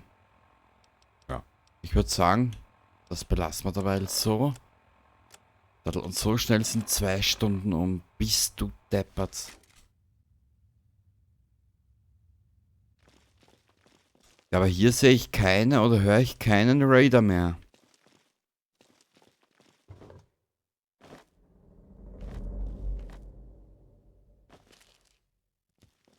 Na gut, dann geben wir es uns jetzt mal mit den Supermutanten. Das wird ja auch lustig.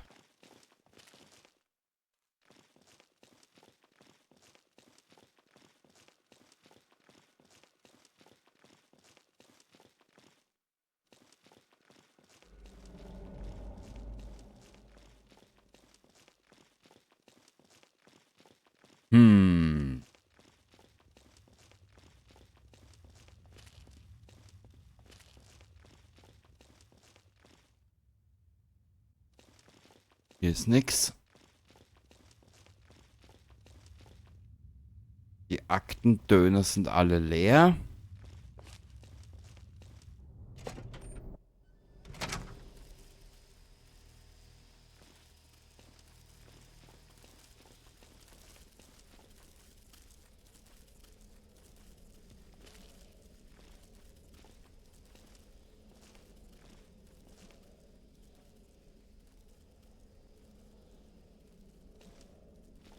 Nö, das braucht man nicht. Der erste Fehler ist auch.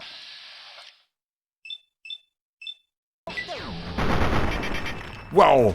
Nein! Oh.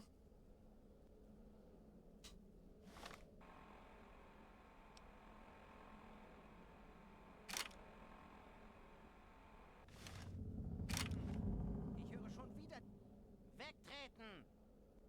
Jetzt wirst du in Stücke gerissen! Super!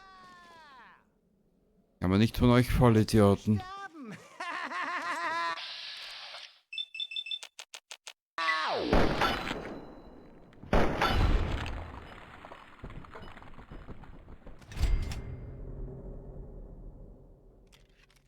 Okay.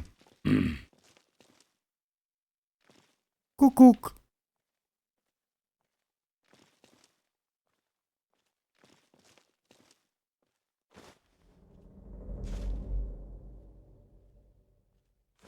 Ich weiß zwar nicht, was wir das schmutzige Wasser brauchen, aber...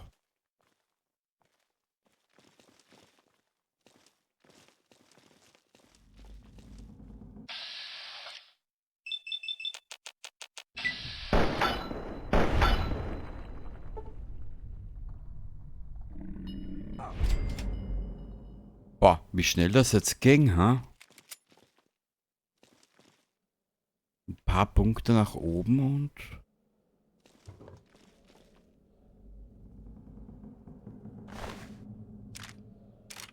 Bei Fleisch und Bohnen gerne. Ah, Psycho hat nachgelassen. Ach, schön.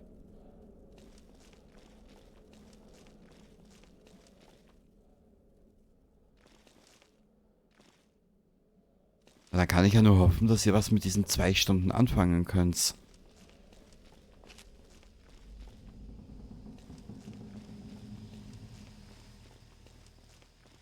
Grundschule.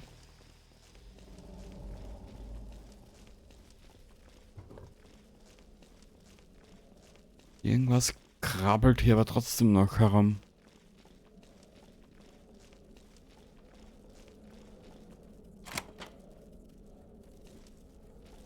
Oh.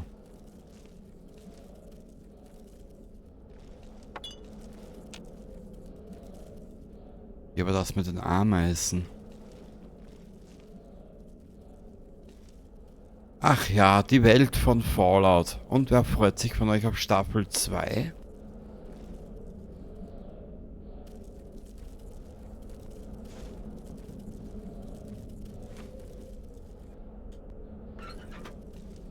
Ich habe schon lange nicht mehr gespeichert.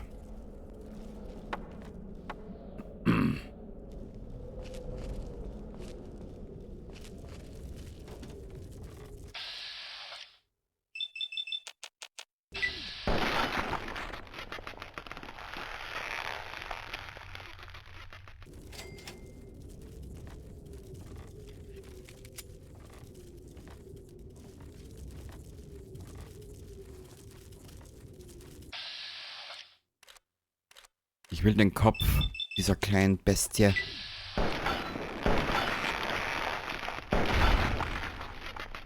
Nein, ich will mit ihr kein Verhältnis. Was? Was war hier?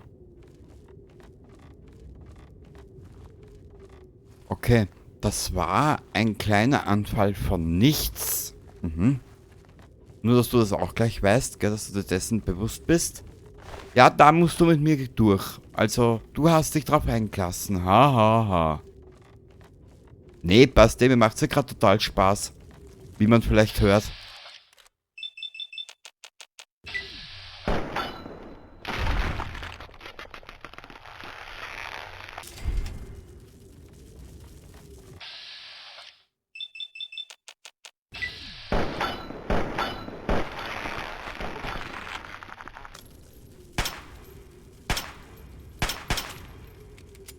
Habe ich hier den Anus verkrüppelt, oder was?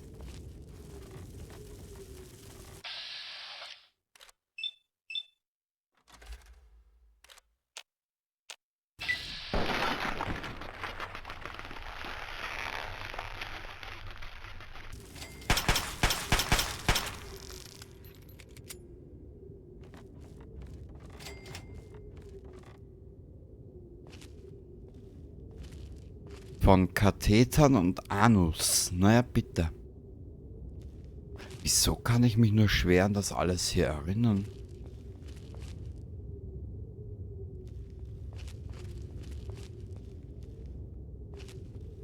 Aha. Oh.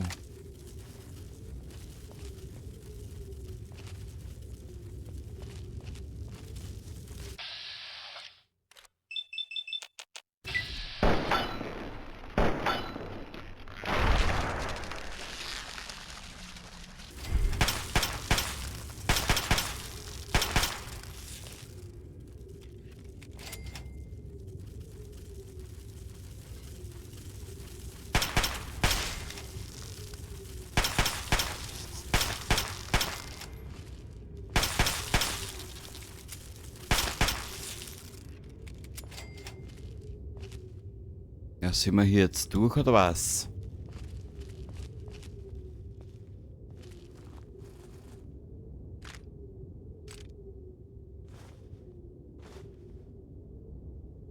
Durchsuchen Ödländer.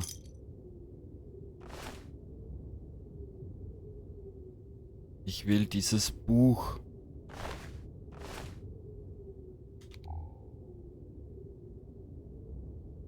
Was ist hier? Blutpaket? Braucht man nicht. Braucht man nicht. Medex. Ja. Ist ein Buch.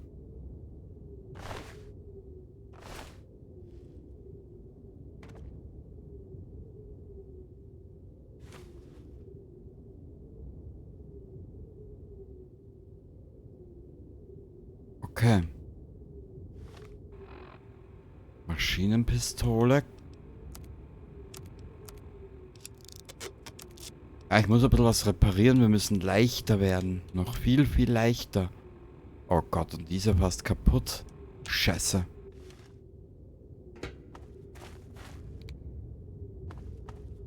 Okay, ich glaube, wir sind hier soweit durch.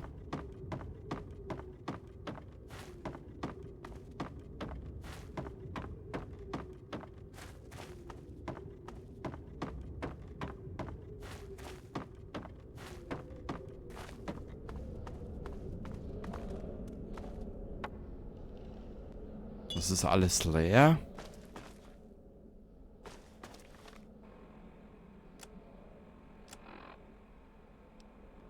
Wo war denn jetzt dieses eine Buch? Da haben wir noch ein Buch. Hier. Lesen. Schleichen um 1 erhöht. Sehr schön. Sag mal, wo waren denn die Supermutanten? Da gab es ja ein Gebäude mit Supermutanten. Wo ist das? Tja, wenn ich das nur wüsste.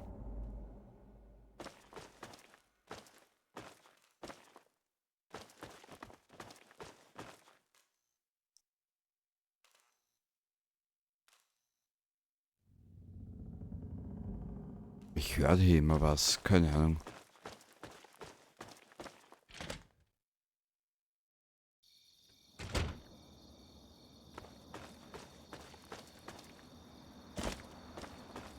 Müssen wir hier rauf?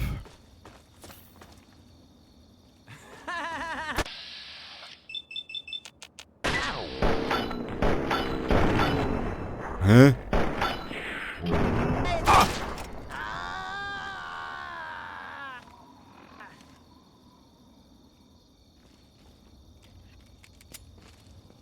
So.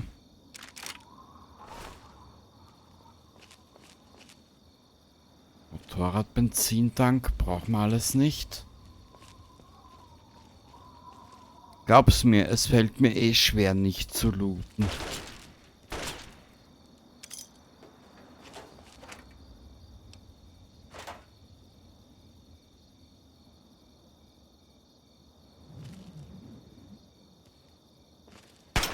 Au! Es fällt mir immens schwer.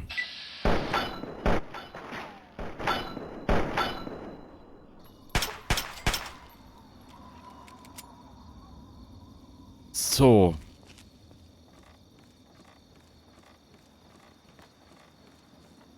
Gibt's irgendwo ein Buch? Nee.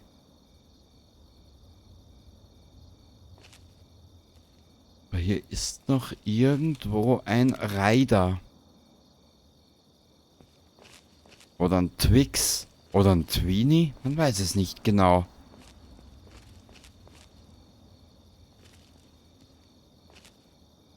Nee, ich will doch nicht mehr in die Schule.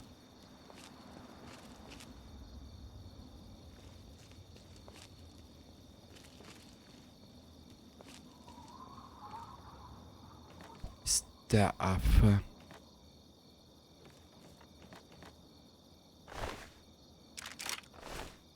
Wurscht.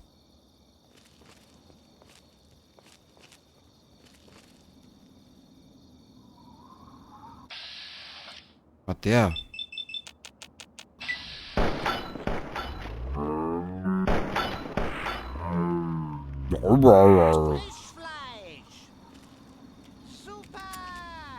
Ja, dieses Frischfleisch wird dir gleich was zeigen.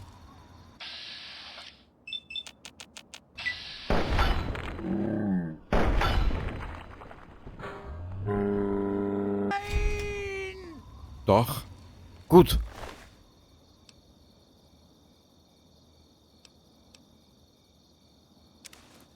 Stecken wir uns ein. Wir werden hier ein bisschen ein anderes Management machen.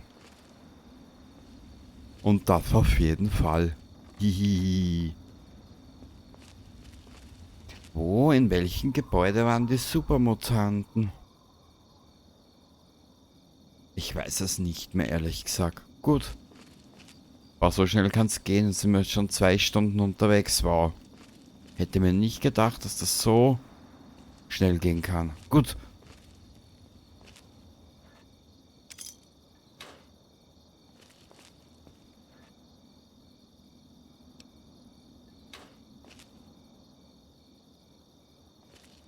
Ja.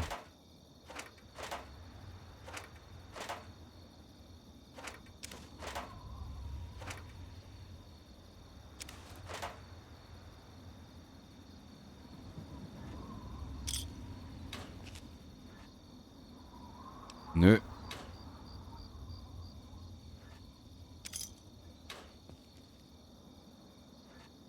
Hockeymaske, Hammer. Ja, weißt du was, wir brauchen es eh zum Reparieren.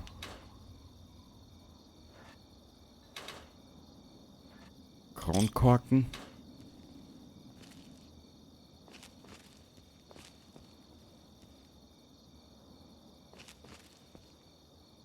Okay, ich glaube, wir werden hier die erste Aufnahme beenden.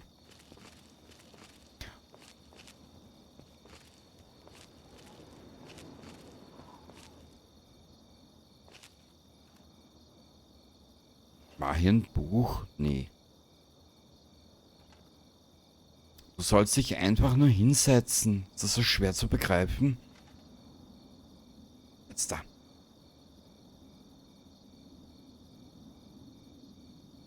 Okay. Ich hoffe, du hattest ein bisschen eine Gaudi hier oder einen Spaß. Wie du siehst, naja. Okay. Ja. Was soll ich dazu sagen? Wir sehen uns das nächste Mal wieder, wenn du Lust und Laune hast.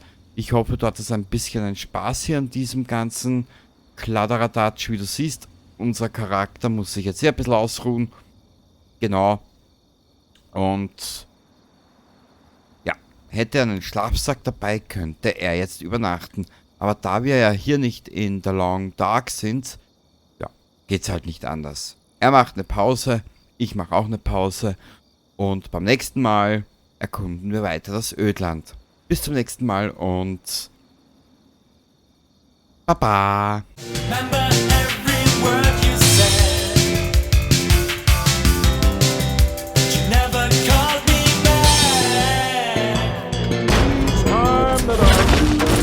At my heart, clapping like a car.